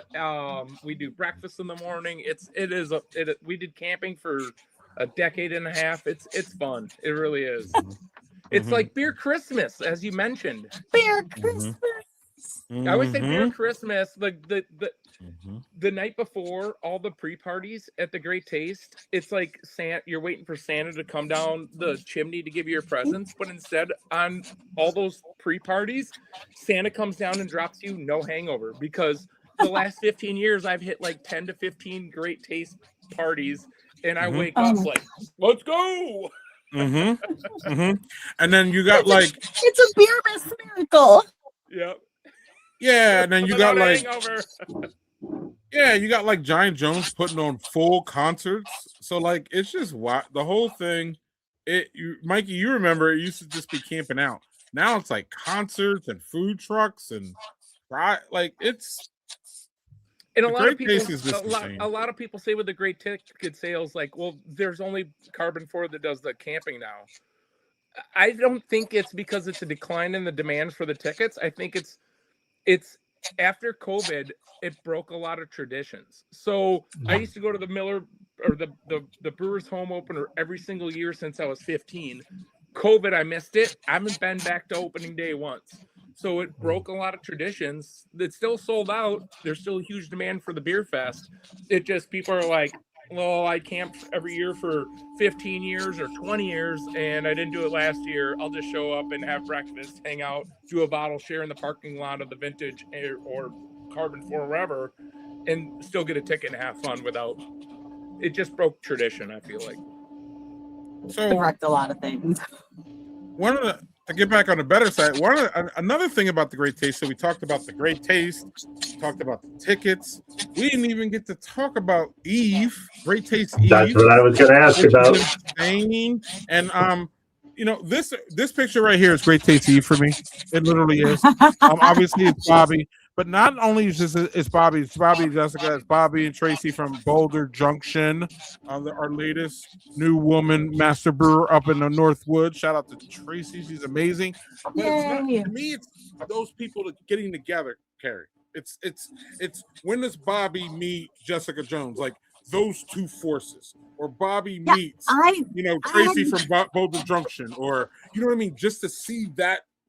Or Mikey here meeting, someone from Inventors, like Nick and that, like that. Talk about it, Carrie. Talk about it, and I'll get. I didn't realize that Bobby had never been down to Giant Jones, but that was what there. Right. Yeah, right. Yeah, I had no idea. So that was I love the Eve. This year I actually made a couple stops. But typically I don't get to do that either because being a takeover, we do a takeover at Malt House. So I'm working that night too. But not for I'm sorry. Were you done, Carrie? Next year I'll be able to play more next year. Okay. Yeah. Just for people who don't know, Great Taste Eve is the night before Great Taste. But what happens is all the brewers come in, and a lot of them take over taps at different bars and breweries. I was fortunate enough that Mikey let us take over a couple of his taps. So we had some of our collaboration beers there. We had collaboration beers at Delta. Doug and I went to, and Giant Jones. So it's like the biggest party in Madison before the biggest party in Madison. It's wild. Mikey Bridges, I don't know if you want to talk about Great Taste Eve because it's like I said, it's Santa Claus instead of coming down the chimney, he's dropping off a non-hangover for the next day. Because I set up for the Great Taste at 1:00, and then I went to the Brewers welcome party up on top of the hill, and then biked over to Delta, had part of the collaboration that you're speaking of, and then came back to the welcoming party.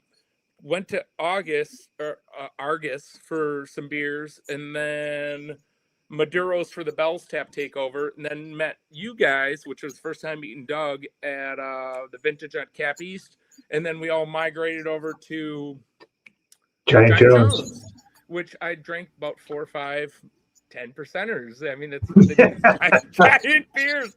I came home and I'm like, I'm fucked tomorrow. And I woke up and I'm like, let's go, beer fest. Let's go.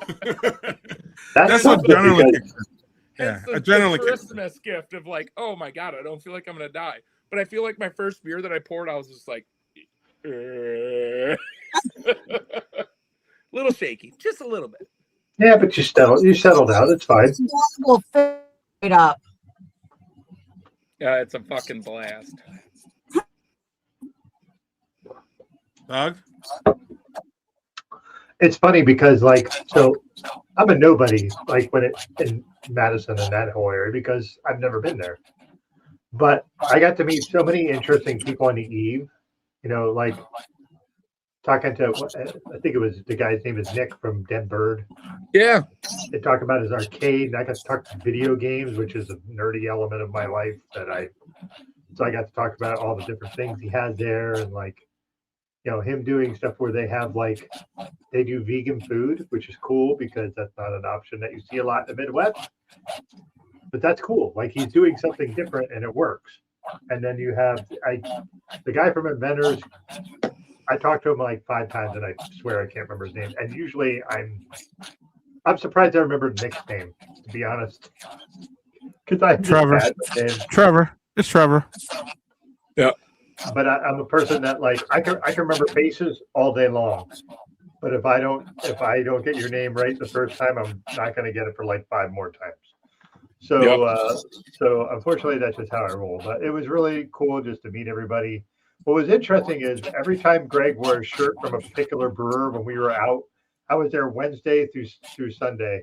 Every time he wore a shirt out, he met the brewer from that brewery somewhere when it travels. He's he wore the Boulder Junction one, totally not expecting the brewer to show up at Giant Joe's. Mm-hmm. I didn't know. And just there she was. He's like, holy shit! I was not expecting he was wearing the. It was just really fun.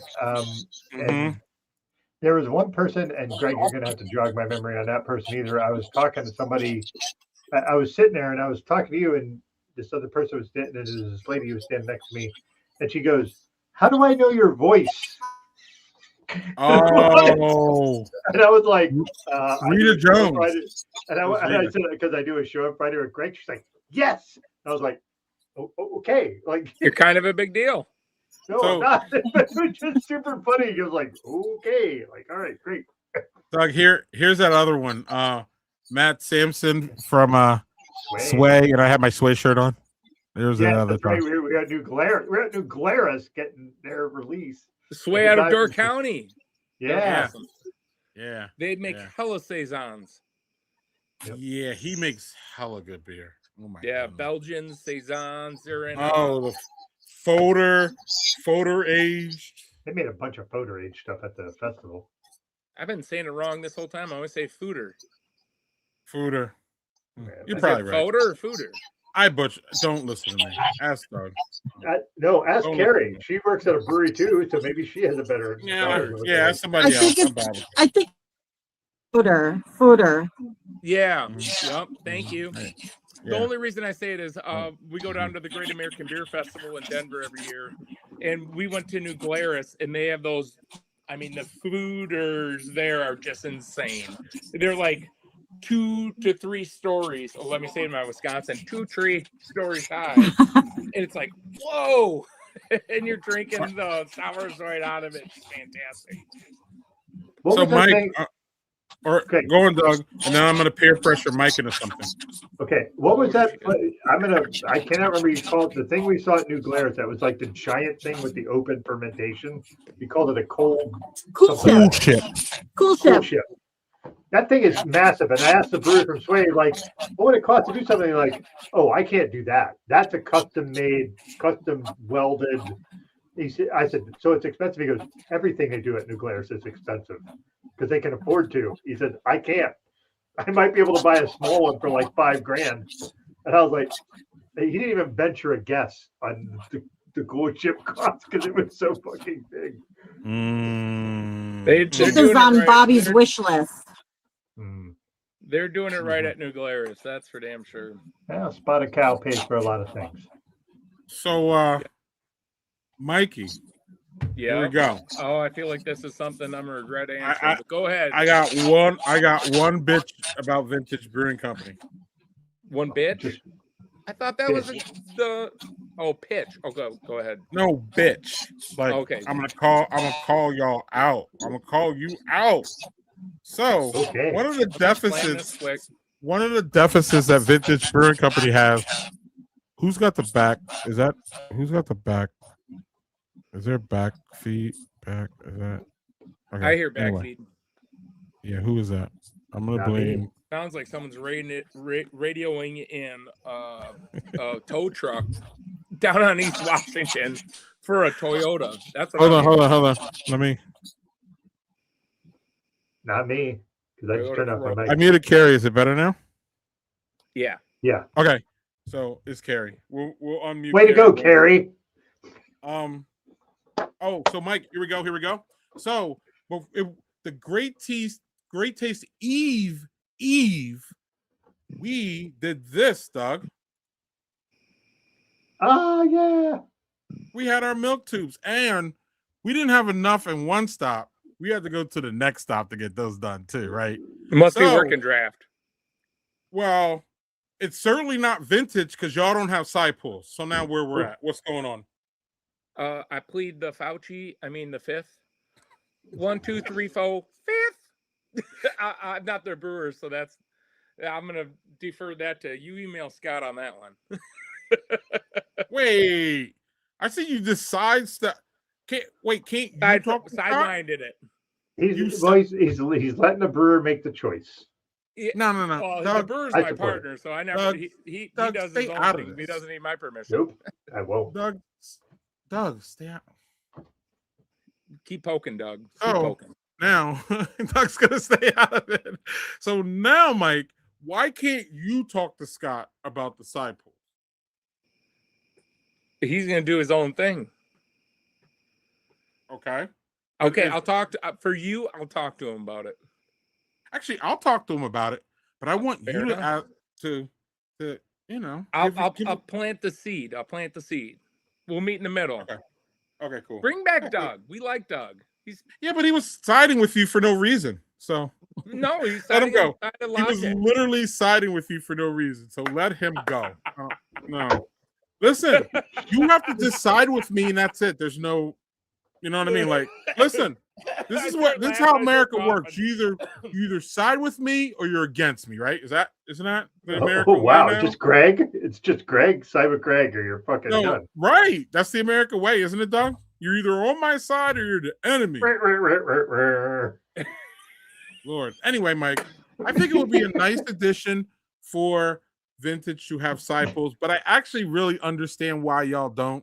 I really get it, actually, if that makes sense, because y'all are just different than McFleshman and Vault, right? Like, y'all just have a different feel, different vibe, different business plan, all those things. So I knew it was a Hail Mary, but it's fine. And I just wanted to it'd be a little thing.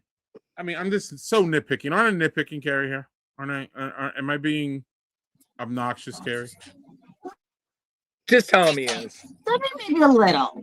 Okay. You like what you like. You like what you like. Right. You want all your favorite places to have it. Right. I'm selfish. It's fine. And those things cost like you do everything. Yeah, and those that's things why you cost have to have multiple places. They cost what, $2,000 one of those stuff? That's a lot of money. They're not cheap. Right. Nothing's cheap when it comes to restaurants or brewery or anything No. that ends with ing, fishing, hunting. I don't know. I don't hunt, but still, if it ends with the ing, it's expensive. Okay, so I disagree. I disagree. I have one, but I'm not going to say it because I'll get in trouble. Disagree. Self-pleasuring is where he was going with it. Puking. It's very inexpensive. Self-pleasuring is not expensive. You're welcome. Ask a hand up or palm off. Oh Lord, we're going off the rails here. Poor Greg. This is why you have me on though. Doug, you're going down that road that leads to one of my favorite bumper stickers Fuck, I'm getting another beer. Porn is cheaper than dating. So, is that I've been Is that married for a the long road we're time, going down, so that- Doug? Where's I've that? been married a long time. That's not a thing. I do not want to date. I No. don't know, but no. Maybe it I is. Maybe it is cheaper. respectfully, go outside of your anecdotal evidence so you can see where porn would be cheaper than dating. You can see that, Doug. You Is don't. this where we just don't- really are? You Well, started we are this now. shit with this whole. Someone Hey, else I started put this us down whole. this road. I know. You started it, and now we're gonna be here. I Thelma and Louise does onto this fucking nonsense, so I accept that. But Right. So again, porn is probably cheaper than dating, Doug. This is it. It's fine. I'm not gonna disagree. Is this on the record? Not for What- you. What is that? What is in I'll there? read That about looks you. beautiful. The fifth? Is that a vintage beer? Oh no, we drank them all. How does he? Carrie, do you have any beer, Carrie? What's that? Am I Are you having a drinking beer? anything? Mhm. I just She looks finished. like My glass What is you- broken. Is that it's a a hot 547? glass. Oh, that was a little tornado. I could. And the reason for that rib on the bottom of it is because every time you drink out of it, it like creates a head. So every time it keeps giving aroma. Yeah. I went to the craft brewers convention, and I was like, "Well, what class do you want to sign up for?" And it's like drinking different beers, and it was like magic. You drink this one beer out of like 4 different glasses, and they're like, "Try this." You drink a beer, and like, "What do you smell? What do you taste?" And you write it down, and then you get the next one. It's like, "What do you taste now?" And by the time you get to the 4th glass with the correct glassware, it's like it's magic. Mhm. You're drinking a hoppy beer because every time it hits it creates more head, and then they taste it, and we're This not going back glass to so start. much for IPAs. It's delicious. It hits your tongue the way it's supposed to. It funnels those perfectly. I love this glass for IPAs. Yep. Hell yeah. You been to the Carrie, have you been to the any of the craft brewers conventions? I have not. I would love to get to one. Yeah, they're a blast. Yeah, they look like they have a lot of fun. Something about talking and being in a class and having people lead it that are experts in their field is just inspiring as hell. You come back just like, this is why we do it. This is awesome. It's and the glass And one I just, is like, but you can't stack. I would them. love that. That's I so geek out over glassware, and we talking about porn before. Bobby and I joke that we turn to each other all the time. It's a lacing on glass. We send pictures of lacing to each other all the time. But yeah, we send each other porn. It's called the brewer's signature on the lacing. It's a protein sticking to the glass, right? Yes. All Over let's it get so back- bad. Let's get off the porn thing and get back into the beer geeking out and lacing. Let's do this. Oh, hold on. So, no BS, Carrie. This was sent to me tonight. No BS. Uh-huh. Where is it? Where is it? Where is it? Where is it? This was sent to me tonight from the Sunshine Brewer Caleb. That is Stout Blooded American, our collaboration. And he literally said it to me. He said, look at the, if I click on it, you can see our thing, but it says, yeah, look at the lacing on this one. I got it while the stream was happening. We're going there on Sunday. The wife and I, we're taking the dogs to Sunshine Brewery in Lake Mills. So pretty. Are you familiar with Caleb, Mikey? The brewer there? Yeah. Is he the one that wears a fedora all the time? No. Because I'm on the Madison Craft Beverage Makers Committee, and I met him a few times. I know his cousin. You know his cousin. Mhm. That's him at the bottom there. Oh yeah, I know him. Yeah, absolutely. They make a lot of good Belgian beers. They used to.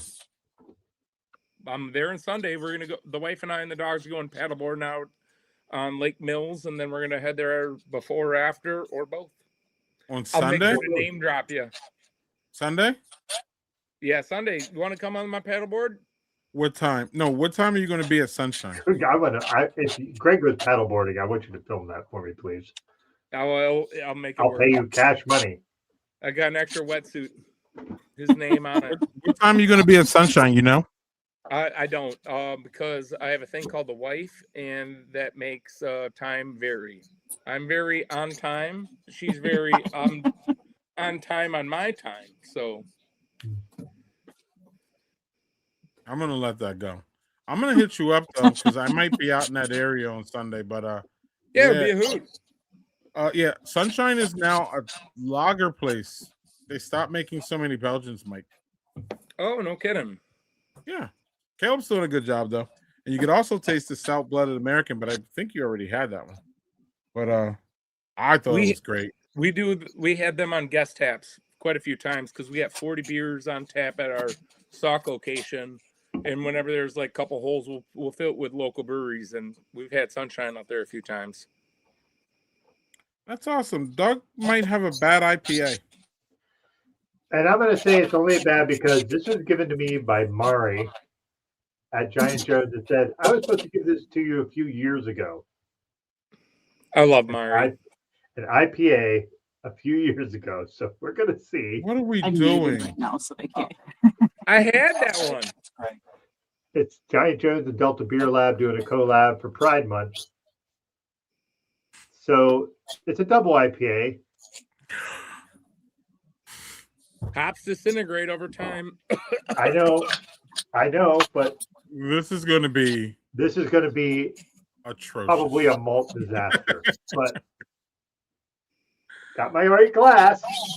It's Hey, dirty. yeah, there you go. It's dirty, so that's This my is normal routine. So. This is like watching a slow-moving train wreck. Poor Doug. This is not going to be good. Look at all these bombers. Oh, Look at all those bombers. God damn, dude. oh, this is... Oh, look at that Bourbon County, baby. Oh yeah, there's so many. It goes back to 2014. Correct. Oh my word, this is so malty. Correct. This is so malty. Like It went through a second fermentation. I think so. Duh. Well, look at the color of it. First of all, that does not look like an IPA. I mean, it can, but... All right, bottoms up. Bottoms up. For Beer what? crowd. Oh my God, what There's is he nothing in beer doing? that will kill you except for the alcohol. Yeah, not drinking the rest of that. You have your attic plumbed. Malt bomb. Malt bomb, like the Malt bomb. maltiest of bombs. They gave it to me and I had to try it. It's just too old. It's so fucking old. Like, oy. Thanks, Mari. I appreciate you giving me that. It was funny. I was there. She had two of them, and there was a guy there, and I'm gonna say his name is Aaron. I was like, "Here, dude, I got two of them. Take one." He's like, "Great, thanks." And I'm like, "Okay." Good luck. Even the magic of Jessica Jones only goes so far. Well, That's even when I said so, Mari So had good. this and said, and Mari goes, she didn't know if it's any good, if it was good now. And Jessica looks at me and goes, I'm not sure that was ever good. I can hear her voice right now. You know her voice, Yeah, right? Just yeah, so I matter can of hear fact, so I don't straightforward. think that was to it. ever good. I'm not sure that was ever good. And I was like, okay.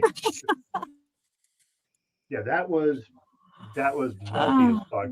Wow. So That. while we're y'all here, before y'all go, Doug and I, let's make an announcement, Doug. Oh, okay. What are we doing with this guy? Showing that we have fellow love for our guys that we love. No, I know what it is. I know. Okay. I remember. I Jesus was being an fucking ass. Christ. This guy's going to do our new theme song for Speakeasy Conversations. Hell yeah. So this is going to be fun. Who is that guy, Doug? Tell everybody. It's Bernie. It's Mari's husband.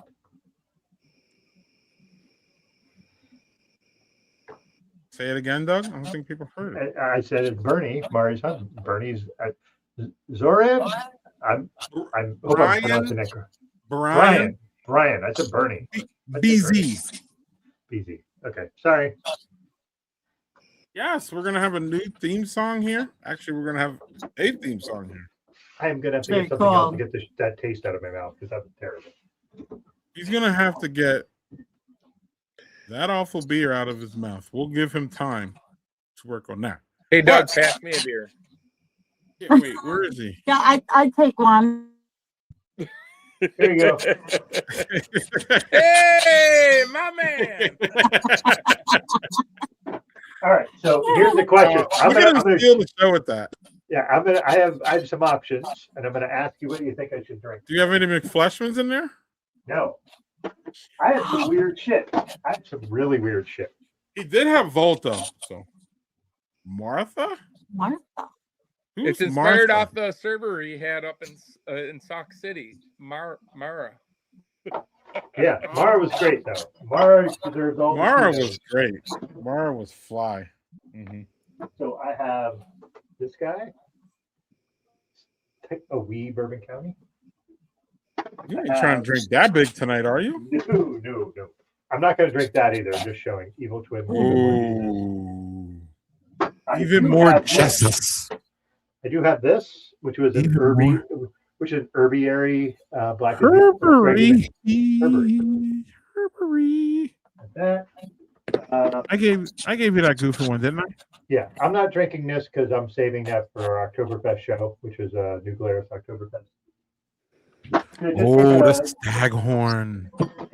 The I got staghorn. Stroganator, Oh. Wire I don't know about y'all, but we're just so everybody's at Oktoberfest is good. Well, since we're showing the black is beautiful. Oh, Ooh. where the hell is that one from? That's an old school bomber. Parisian ales out of St. Louis. Perennial? Fire. Oh yeah. What do you got? What is this? Is everybody just showing their beer? Yeah, we're on a beer All right, go ahead. He's walking into the Capitol. Actually, what I may do is this. Irish coffee the stout. Irish coffee. from Southern Tier. Yum. I've had this for forever. It's a cream ale. Very low ABV, but at least it'll be something that will clear my palate of that malt bomb. Doug, you have one of these, don't you? No, I never grabbed one of those from you. Oh, damn it. Parisian. Oh, I gotta send this to you now. Yeah. What the? Oh, you got one of these, Doug, right? Yeah, I did get the cream. New Glarus Creek. What you know about that? Damn. Chew. So I got to give a shout out to a guy, I don't even remember his name. He said he quit drinking, put on Madison Beer Pirates, and said, "Hey, I quit drinking. I have 70 bombers. Damn. That first come, first serve." And he didn't want any money for it. So I gave him a $300 gas card to Quick Trip. I'm like, hey, our gas is expensive. Fucking Quick Trip. Same reason why you like them as why you like Yinling, right? Well, Greg told me that the Quick Trip people are Trumpers, so like I'm not going to be cool with that. But like we did go to Quick Trip once. We had to get gas. So They do not sell condoms. Going back to porn.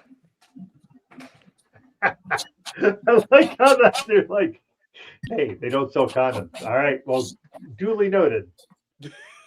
I did not need that in Wisconsin. I don't need that ever. There's certain things I can't do anymore, and shooting not blanks is one of them. So, Oh my God. Doug, you got to come back to Wisconsin more often. We had a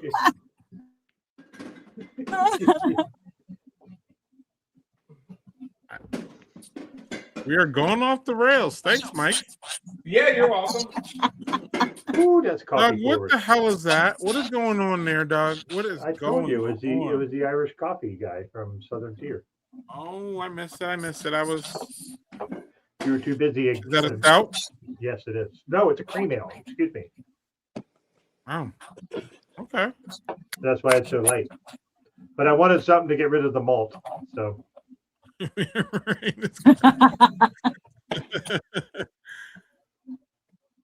well. All right. Yeah. All right. Well, any of y'all gotta Carrie, you are feedbacking. So I'm gonna any last words, Mike? Would you like to are you good? Do you still want to hang out? Well, I'm always down to hang out. The dogs are saying otherwise. They're like, all right, well, okay, we're gonna see what kind of heathens y'all really are. How about that? All right, let's do it. Again, make sure y'all answer this right because y'all might get shamed. So, Doug, you're the big one that might get shamed on this one. That's fine. So, what is the right way to load your cutlery? Oh, my shit's right here. Let's see it. Oh, he's got examples. Straight down, baby. Straight down. Straight down. Straight down. Yep. Yep. Carrie? I'm sorry. Oh, yeah. I do them so the handles are up. That way, when you grab, you're grabbing the handles when you put them away. Instead of finger fucking everyone else's forks. Yeah, and all those tongs and things have to go into your. Oh, you handle the handles. I'm 100% in agreement with both of you. Yep, she's in hospitality. All right, so here's where Doug's gonna get in trouble. Okay. Oh, you thought I was gonna get in trouble last one. So yeah. Well, you escaped. Okay. I didn't know that you were gonna do the right. Here's where I was gonna do the right thing. Here's where he's gonna get in trouble. Mm-hmm. All right. So I'm gonna mute Carrie real quick here. So what burger patty is just right? So this is why Doug's gonna get this wrong because Doug does not like smash burgers. And so for the record, smash burgers are butter burgers. Butter burgers is Culver's. So if you don't like Culver's, you're anti-Wisconsin, Doug. Okay? So you either renounce your hatred of smash burgers or you don't ever set foot in the state again. So there's a choice, okay? On his terms, Doug, you're welcome to my house anytime. Listen, I got the job button, okay? We're not going to be playing these games here, okay? That was great. So anyway, y'all. All right. Doug, answer this. Since you're a smash burger snob, I'm going to suspect that you're going to at least do 2, right? At least 2, probably 3. 4 is a fucking ridiculous thing. Like, don't do 4. 4 looks AI. But 2 or 3, yes. Give me a fucking thick burger. If you do a smash burger, there's no fucking juice in it. I want my burger juicy. So 2 or 3. Okay. And now, to be fair, before we go to Carrie, I just want to be clear. I did say I wanted to try Culver's, and you're like, it's a smash burger, and I'm like, okay, and you're like, and you convinced me to not do it. You did that. Hate. So disingenuous, but whatever. We'll just let it go. Carrie? I don't think you want to do that. Carrie, you're We got to go somewhere with 2 or 3. I like a little bit of a juice. Occasion, don't get me wrong, but I prefer a little bit pink in the middle. A little medium rare, medium. Okay, Mikey. Well, I'll tell you where y'all fucked up. And no. there's no cheese on any of those fucking burgers. So bye. Take your I agree. Wisconsin card out of this. Out of this. There's no cheese on it. So they all look dry to me. All right, what's the cheese you want? What's the cheese you guys want on your cheese? Because it's cheeseburgers all the way. I agree. What's the cheese you Yeah, want? okay. All right. Well, there's cheeseburgers and then there's like gourmet cheeseburgers, and just take a gourmet cheeseburger, throw it on the ground, be done with it. A good cheeseburger, a good bar burger has to have American. Fight me on it. You said a bar burger. I It agree has with to have you. American. There's something about that plastic that just hits home. I'm going to give you a cheese that melts almost as well as American, and it tastes way better, and it's Munster. It's I Munster. agree, and I've had every cheeseburger that you can think of with every cheese. But if you're going to think of like just a basic burger with no condiments, it has to be American. Just Who eats a burger with no condiments? No, I'm saying if you have to have a burger with no condiments, what cheese would you pick? American. Okay. What if you want a burger with condiments?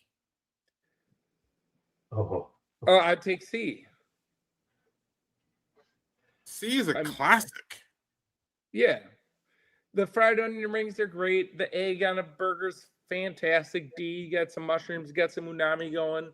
Sounds great, but bacon and American.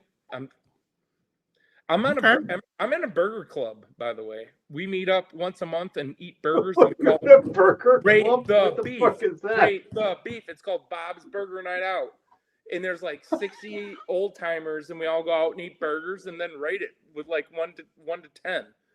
And yeah, the ones with American cheese and a little bit of mayonnaise, and forget about it. That's what wins. Singles. Oh, fuck. Carrie? I'm still gonna bike out and meet the lady tonight. She's like, "Are you done yet?" And I'm like, "No, I'm having fun, honey. Just wait up.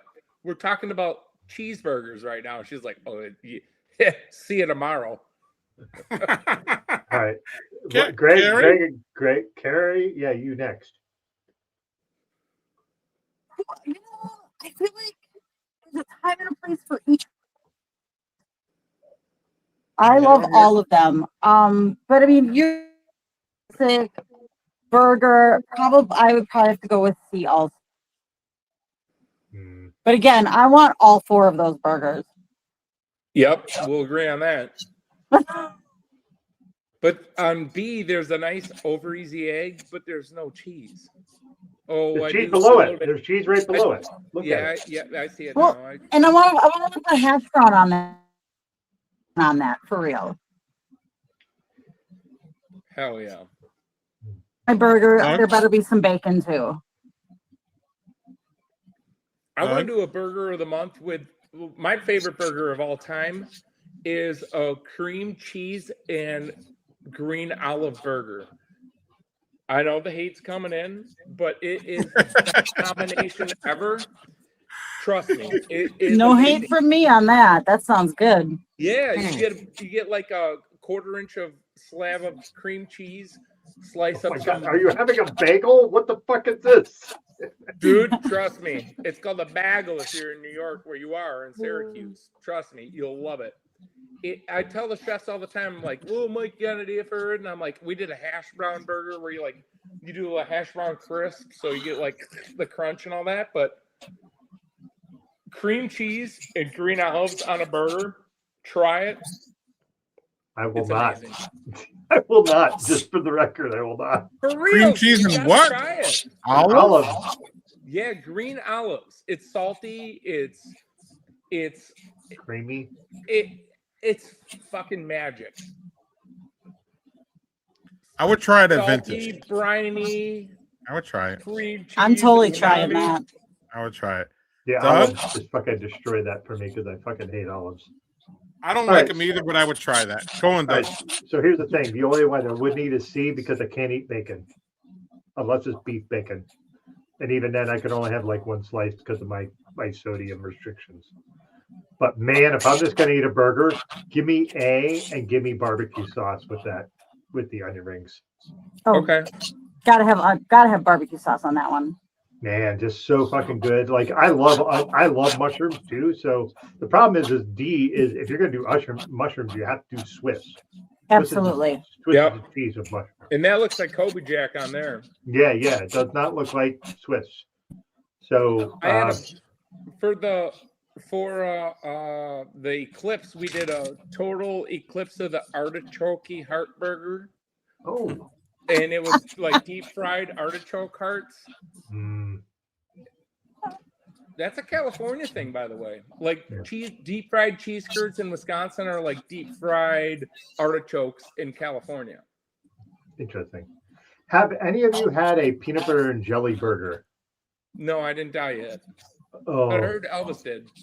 yeah, that is a Peanut butter is really actually really good. Peanut butter is really good on it. There's a place I went to that's in like York, Pennsylvania that makes this peanut butter and grape jelly burger that is just fucking just awesome. I was like, this sounds so weird.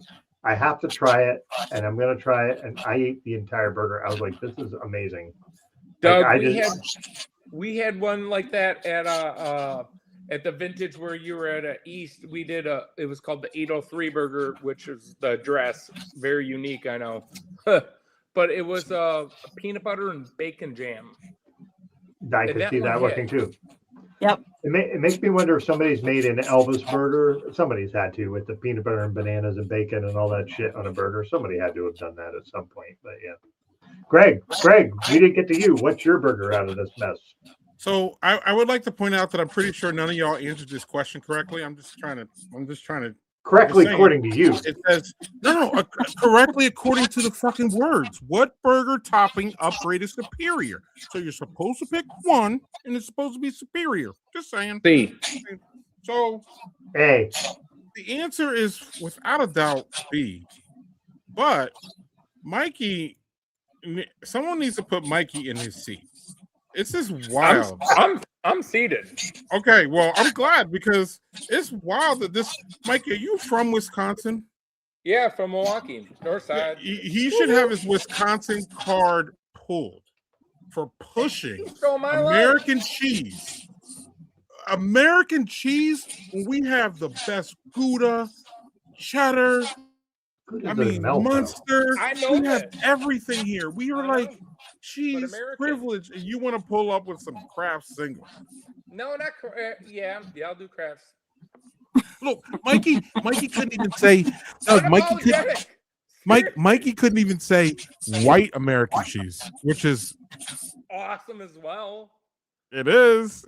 It ain't that fucking hard shit. Anyway, I'm just so good.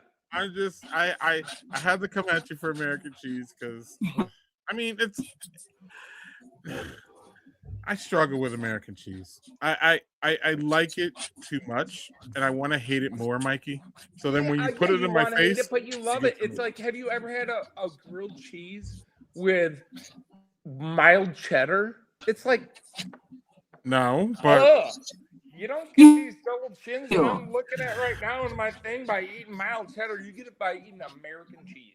You are shitting on my New York stuff because cheddar cheese is our home. I'm sorry, but American a classic cheeseburger. With PS, you put it on English muffin instead of a bun. Toast it with some butter. So first of all, we're not going to be lectured by some New Yorker about cheese here. We're Wisconsin. Stop. It's not even. Stop. And then you, Mikey, I just don't believe that I'm not even a Wisconsin person, and I have to call you out on your Wisconsinitis. This shit went off the rails really fast. So I'm going to answer the question the right way. It's B, and don't listen to Mikey, and don't listen to Doug trying to like kill your joy of burgers. And Carrie, can we just have a conversation? These two are. I don't even know what the fuck's going on. I would like to know if somebody made a poutine burger because I would eat the ever living fuck out of that. Yeah, with the gravy and gravy, the cheese. Why don't we have that, Mikey? No, I keep calling But Mikey you're not out. Canadian. You're not Canadian. We're close Hey. enough. You're Canadian adjacent. Yes. I'm I here wish for we, it. you know, we wish we. I Y'all wish need to we were invite me Canadian. back on the show, and I'll start cooking because I am a chef in this kitchen. And I'll Hey, put I'm all American for cheese that. on scalloped potatoes, on some Spam. So wait, you're gonna come Damn. cook dinner for it? You're gonna cook dinner, and we're gonna hang out, and then you'll get It'll off. be and American Steve's wife. cheese themed. Actually, wait. Why don't I get invited over and you cook for me, and then Doug can run the stream, and then you and I can just hang out and drink Yeah, beer. I'll do that. I'll do that. He'll be in the background just. Let's go, Hell yeah, let's do it. Mikey. You can run this show if you wanted to, dude. So let's I'm not here even. for it. I mean, okay. Well, look. All we got to do is really simple. It's time for a new co-host. I'm auditioning. Where'd Doug go? You're Doug's replacement. You're the younger and more hair than Doug. I don't know about Also, that. It's like coming down to a peninsula. I'd like to It's point very, out that I have very been friends misfit. with Greg for 7 years, more than that, 8 years, and I've been on the show for damn near for 7 years, and I flew out to fucking Wisconsin to fucking hang out with him, and I'm getting replaced that easily. Look how the mighty have fallen. It wasn't that easy. Mike's gonna do some things for this. He's gonna. He wants All a right. he wants a Good, bar tab. good to know where I stand, though. It's nice to know where I stand, though. He wants This a bar guy, tab. yeah, right. This guy runs one of my favorite breweries, dog. So we'll work some conversation. Greg, I get it. All right. I understand. All right, I got a big time you here, Doug. Well, Doug, I like you too. We have a salon in the basement. My wife does hair. You can sleep there. at Does night. she do beards? Because that's the only thing I got.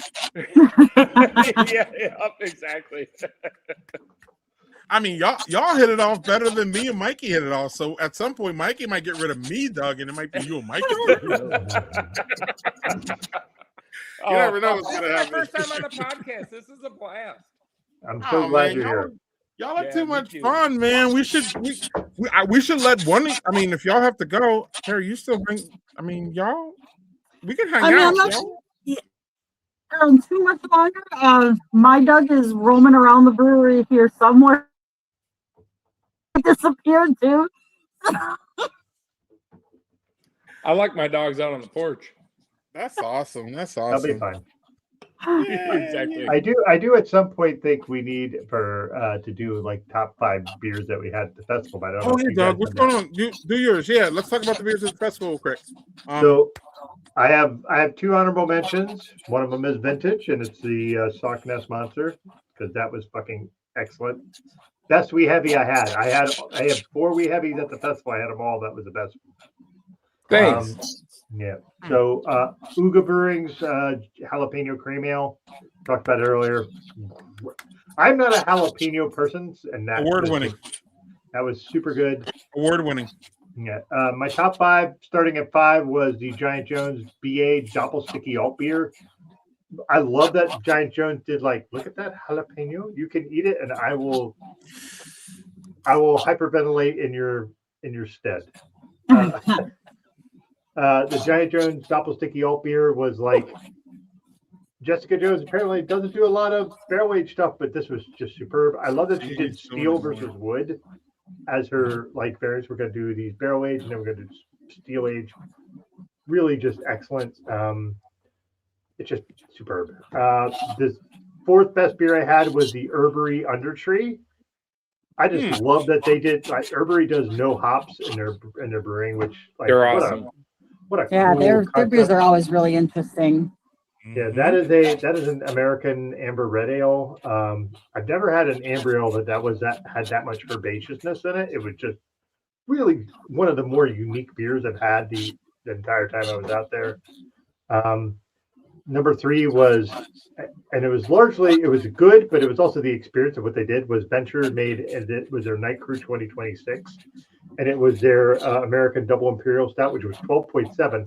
He said, "Here, try it." And then he said, "Now hold your glass." And he did this water spray to open up, almost like a bourbon or a whiskey. and it really changed the complete complexity of this stout. Like did not think that could be that you could just mist a beer and it would change the complexity of it. Like just really different, really good. My second favorite beer, there's Simon, my guy. Where's that guy? My second favorite beer was from Sway Brewing, and it was County Pine or Country Pine or whatever it was.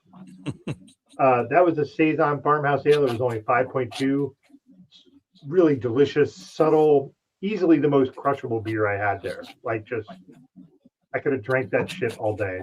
My favorite was Side Project 12, which is a barrel-aged barley wine, 17% ABV, and that shit drank like it was 10. And it was so fucking smooth. Dangerous because it was so smooth. You could super drink it. So those are my 5 best with 2 honorable mentions. I will also say that the McFlush. Did you guys have the porter on your cask ale porter there? That also deserves an honorable mention. I love cask ales. I'm so glad you brought that. That was really good. I think that's probably going to be maybe a yearly thing for us. So fucking good. I think we'll probably keep bringing at least 1 or 2 casks with us. Yeah, I drank that at the brewery, and the thing was that was so delicious, but it was like a cask, so it's like really filling. And then we tried to do the milk tube, and I was like halfway through, and I'm like, my stomach is just full. I can't do anymore, and it just sucked because I love the milk tubes. And but like, man, just that porter was phenomenal. I do love our porter a lot. All right. Mikey, y'all have a peppercorn porter or no? No, that's Delta, and it's called Let's Szechuan About It, and it's fucking amazing. Wait, what's y'all's porter? Why am I forgetting? Oh, sorry. I got ahead of myself. Okay. Plug Delta Beer Labs. they're great. Porters. We had the Pumpernickel Porter, which won gold medal in. I wanted to try that, and I fucking missed it. I was right about that. Okay. Yeah, I haven't had that one. Yeah, Pumpernickel Porter. It's a little bit sour to represent the sauerkraut, and like it's got rye for the spiciness. Put it into the World Beer Cup, and it won gold. What the fuck? So funny story about that is I went down to Flannel Fest in Janesville. And I'm like, Janesville, it's kind of like, it's a rural town south of Madison by 30 minutes. And it's in February, and it's called Flannel Fest. And I'm sitting there like, hey, Scott, what'd you send me with? He's like, I sent you with Bee's Knees Honey Cream Ale, Dedication Belgian Double, Scaredy Cat Oatmeal Stout, Woodshed Oaked IPA, and Pumpernickel Porter. And I was like, are you fucking kidding me? You gonna send me with some Pumpernickel Porter down to this blue collar town? It was the talk of the town. Not the talk of the town, the talk of the fest. We were like, you got a stick of butter to go with it? Because it tastes just like pumpernickel bread. I was like, oh man, I wish I would have had that at the festival. It's really good beer. And Scott just thought it up and made it. And yeah, Pumpernickel Porter. I was like, what? And then he entered it and it won gold. Get out of town. Phenomenal. So you weren't there this year though, because I was there. I was not. I was in Turks and Caicos. That's really rough. That's really rough. It was rough on the bank account. Yeah, we had a Turks and Caicos or another friend that turned 40, and they're like, we rented a house. All you gotta do is pay for the airfare, and we're like, okay, let's go. It was beautiful. I did not see Drake though, because apparently he lives down there. Yeah, well, fuck him. But all right. the response of the year. Well, okay, Doug. The only other thing I can do is so anyway, Doug. So Turks and Caicos or Janesville? Yeah, you take. Yeah, I think that's a pretty clear decision. Turks and Caicos. Flannel Fest was excellent, and seeing Scott out there last year was fun. Yep. Because he don't go out to one. I was like, wait, what are you doing here? You don't go to these things. And he's like, yeah, you think I'm too big for these things? I was like, no, you said that, not me. Well, a lot of people always ask where he's at the Great Taste, but he's got twins, and their birthdays Oh. around that area, that time. So he always carves out the time to be the dad he needs to be. He works his ass off, so anytime I can pick up any slack, like doing any beer festivals of anything, I'm always happy to do so. 90 barrels. That's insane. Come on Yeah, by, we'll do a brewery tour. We won Focus on Energy award in Mike, I need a job. Do you have a job for me? I'm looking around the house right now. Thank you. I Hey, cleaned that. Greg, are you willing to wear a French maid outfit? I'll pay for that. I'll pay. Sorry, for Greg. Oh, he's got the sound machine. Yeah, I don't have that. Mhm. Well, I do, but I like getting. Doug. Come on, man. Back to beer. This Victoria Lager is delicious. Very malty. Oh. Not maltier than Doug's Giant Jones beer. Yeah, that was a oof. Or was it Giant Jones or was Delta? But Giant Jones and Delta collab from 2 years ago, and it was an yeah, hops dissipate. So well, this is what I figured out. Yeah. So. But can you do a thumbs up for Giant Jones and Delta Beer Lab because they're both famous? Well, I can't. I love both of them. I had a great time. That was just like, yeah. I sent Mari beer, and then she was like, "I'm going to send you back some Giant Jones stuff," and then just it sat in her fridge, and she just forgot. And shit happens. Life happens. I'm not mad. Yep. She was just like, here are these 2 beers I was going to send you. And I'm like, okay. I brought one of them home. Just wasn't the thing. That's all. Yep. Well, since we're here and y'all think that I don't like them or something, one of my slides here. No. Listen, 2 of my favorite places collab on a beer. I love it, but if the beer's 2 years old and it sucks, you have to say that. That's it. But with the disclaimer that it's 2 years fucking old. Yeah, that's Right. the thing. Right. If So that was fresh, I would have probably Happy been beer, like, 2 years old. no disclaimer here. I just wanted to point out that this moment, I'm glad that Doug was with me, but these 2 moments, whether were really profound for me, whether I acted like it or not, because these are 2 places that I've literally loved from the start. I have the utmost admiration for who they are as a people and how they operate as people and how they work their breweries and how they're out there for the queers and the gays. And they're down, both of them. Delta's up there and Giant Jones. And for me to have my collaboration beer on tap at these places was, Doug, as they say, as the kids say, absolute cinema. It Hell was yeah. amazing. And to add that, the guy down here, I can't point the right way. Me? This guy enabled the 3rd brewery. Vintage is one of my favorites. So it was this overwhelmingly. So, Doug, after I say goodbye to you, right? And then I came to my room in my house, I literally just bawled for like 2 minutes. Oh, we're getting deep. It Put the was cinematic view on. Yeah, it was a release of all the emotion that was not only the week that led up to you being here, Doug, to the whole Great Taste, and like really, actually, while I'm here, if y'all wouldn't mind, I would actually like to. Let me go here because we didn't do this yet.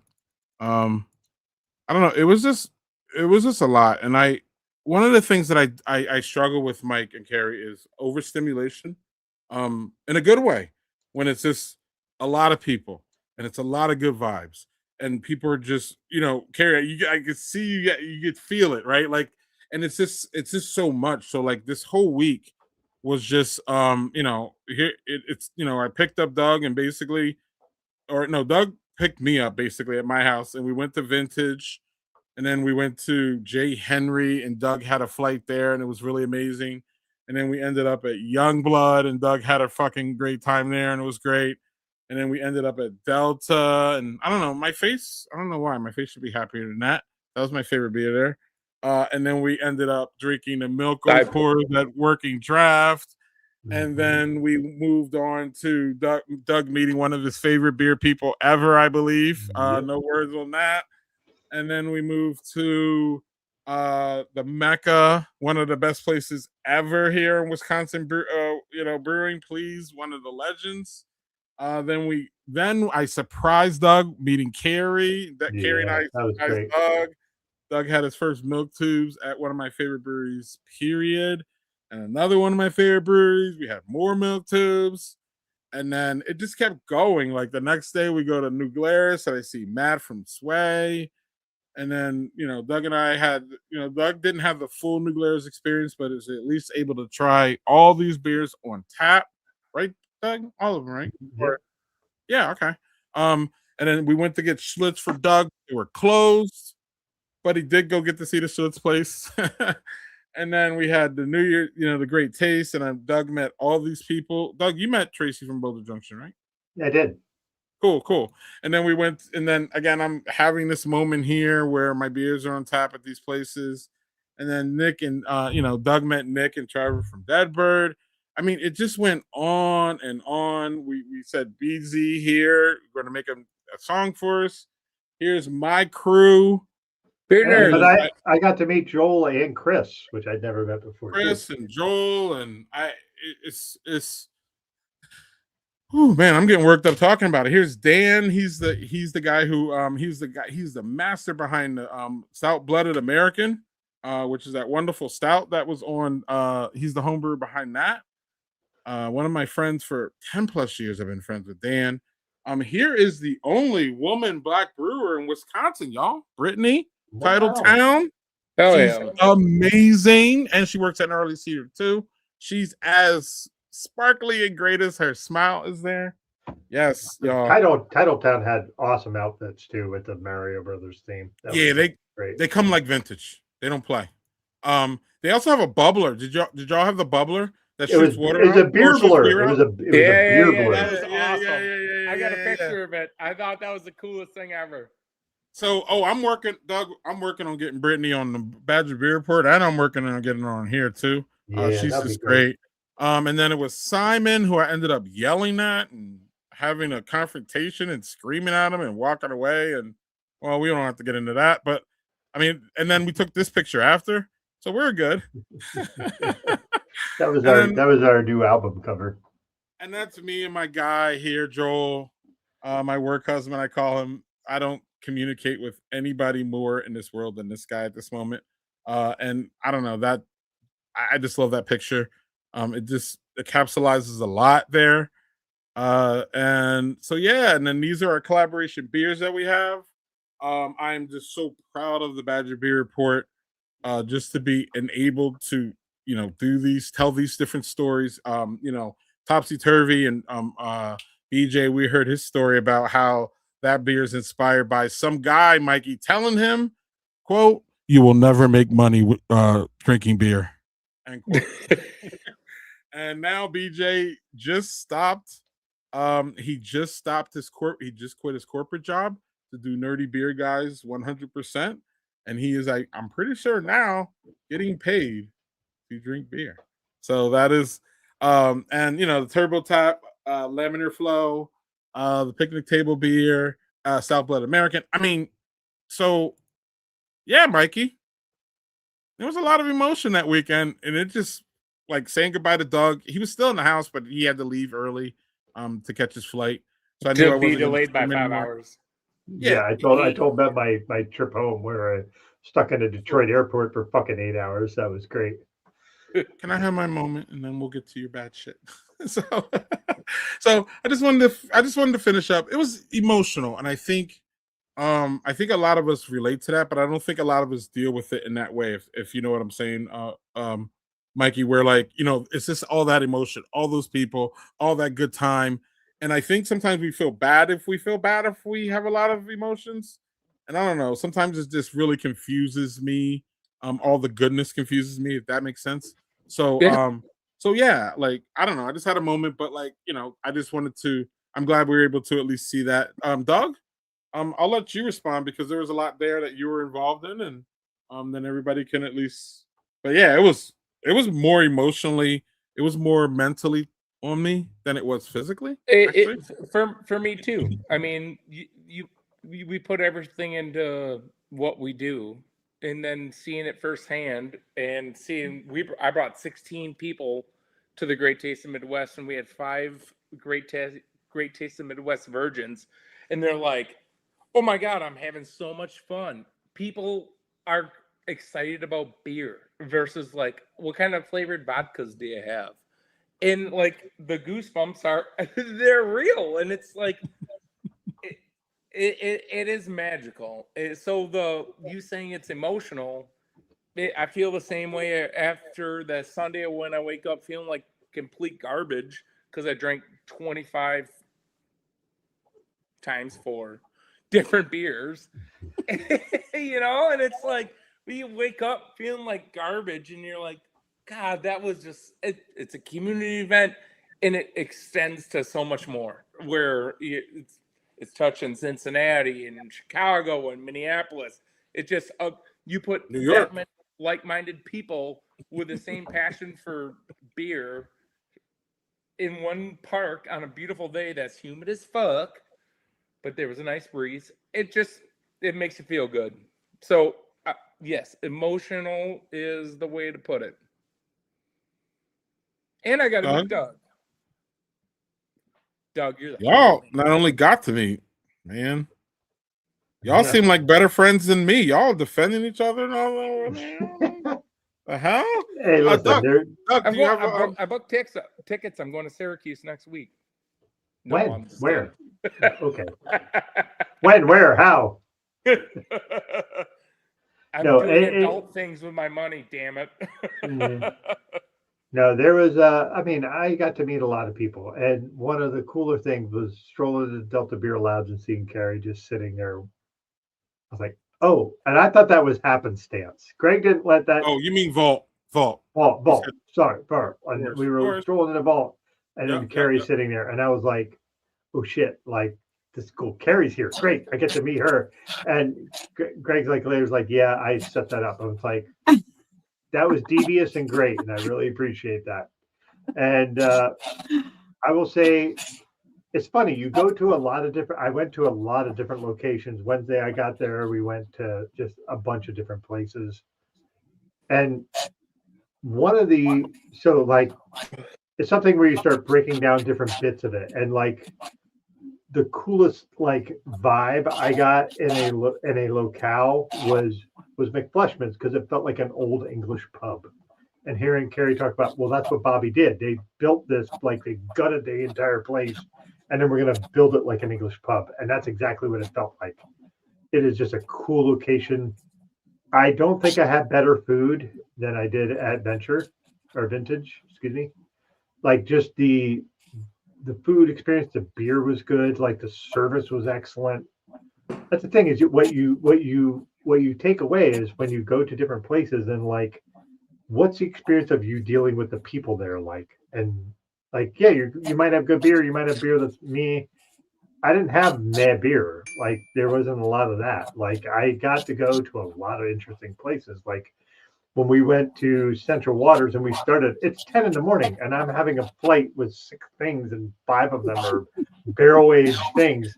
And I have this fucking, like, I'm gonna get one thing that's not barrel aged.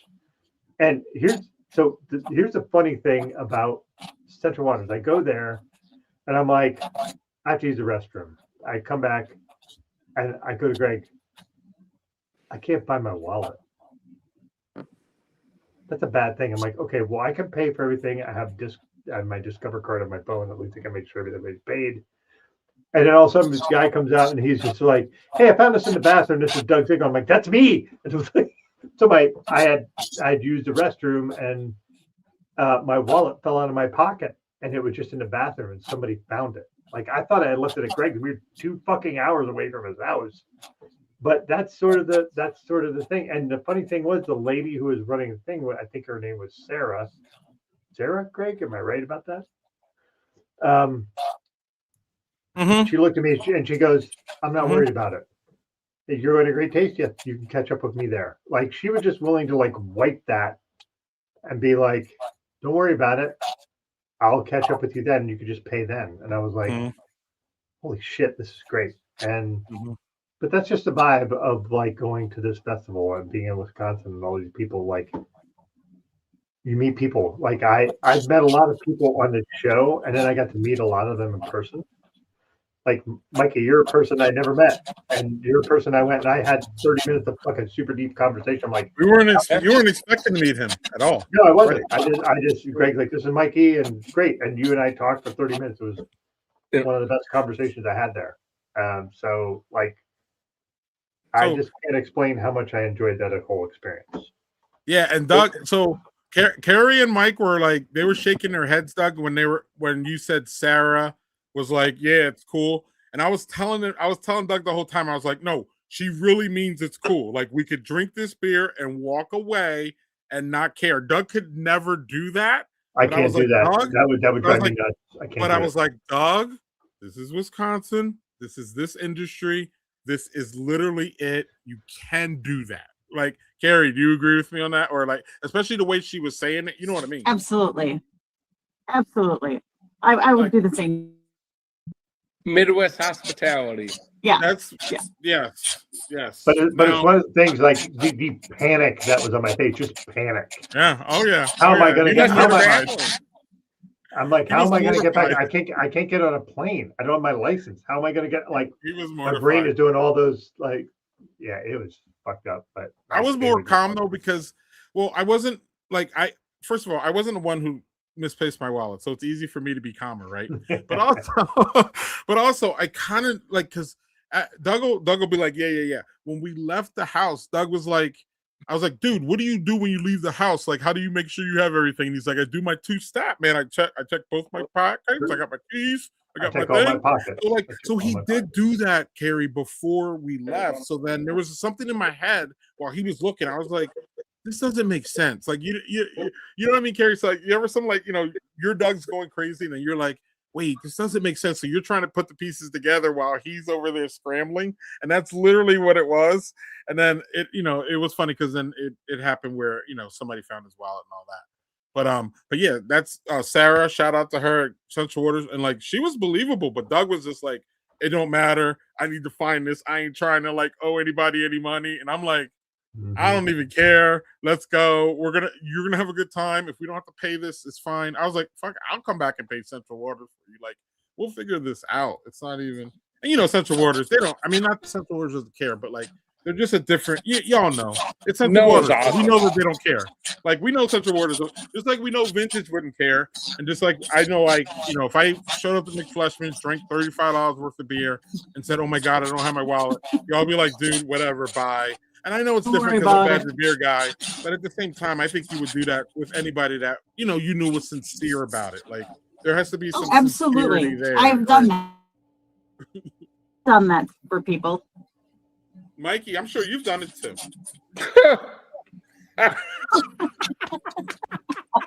I think you still owe me $20. Maybe. Oh man, so the juice is running. That's cool. So anybody have anything to wrap up? We'll get out of here. If y'all, this was fun. This is my first podcast. Thanks for having me on. This was fun. And you're welcome back anytime. Doing the collaboration last week, I got all the good feels. I'm feeling good. Mikey, the 4 or 5 beers I had during this had nothing to do with it. Not at all. Oh, okay.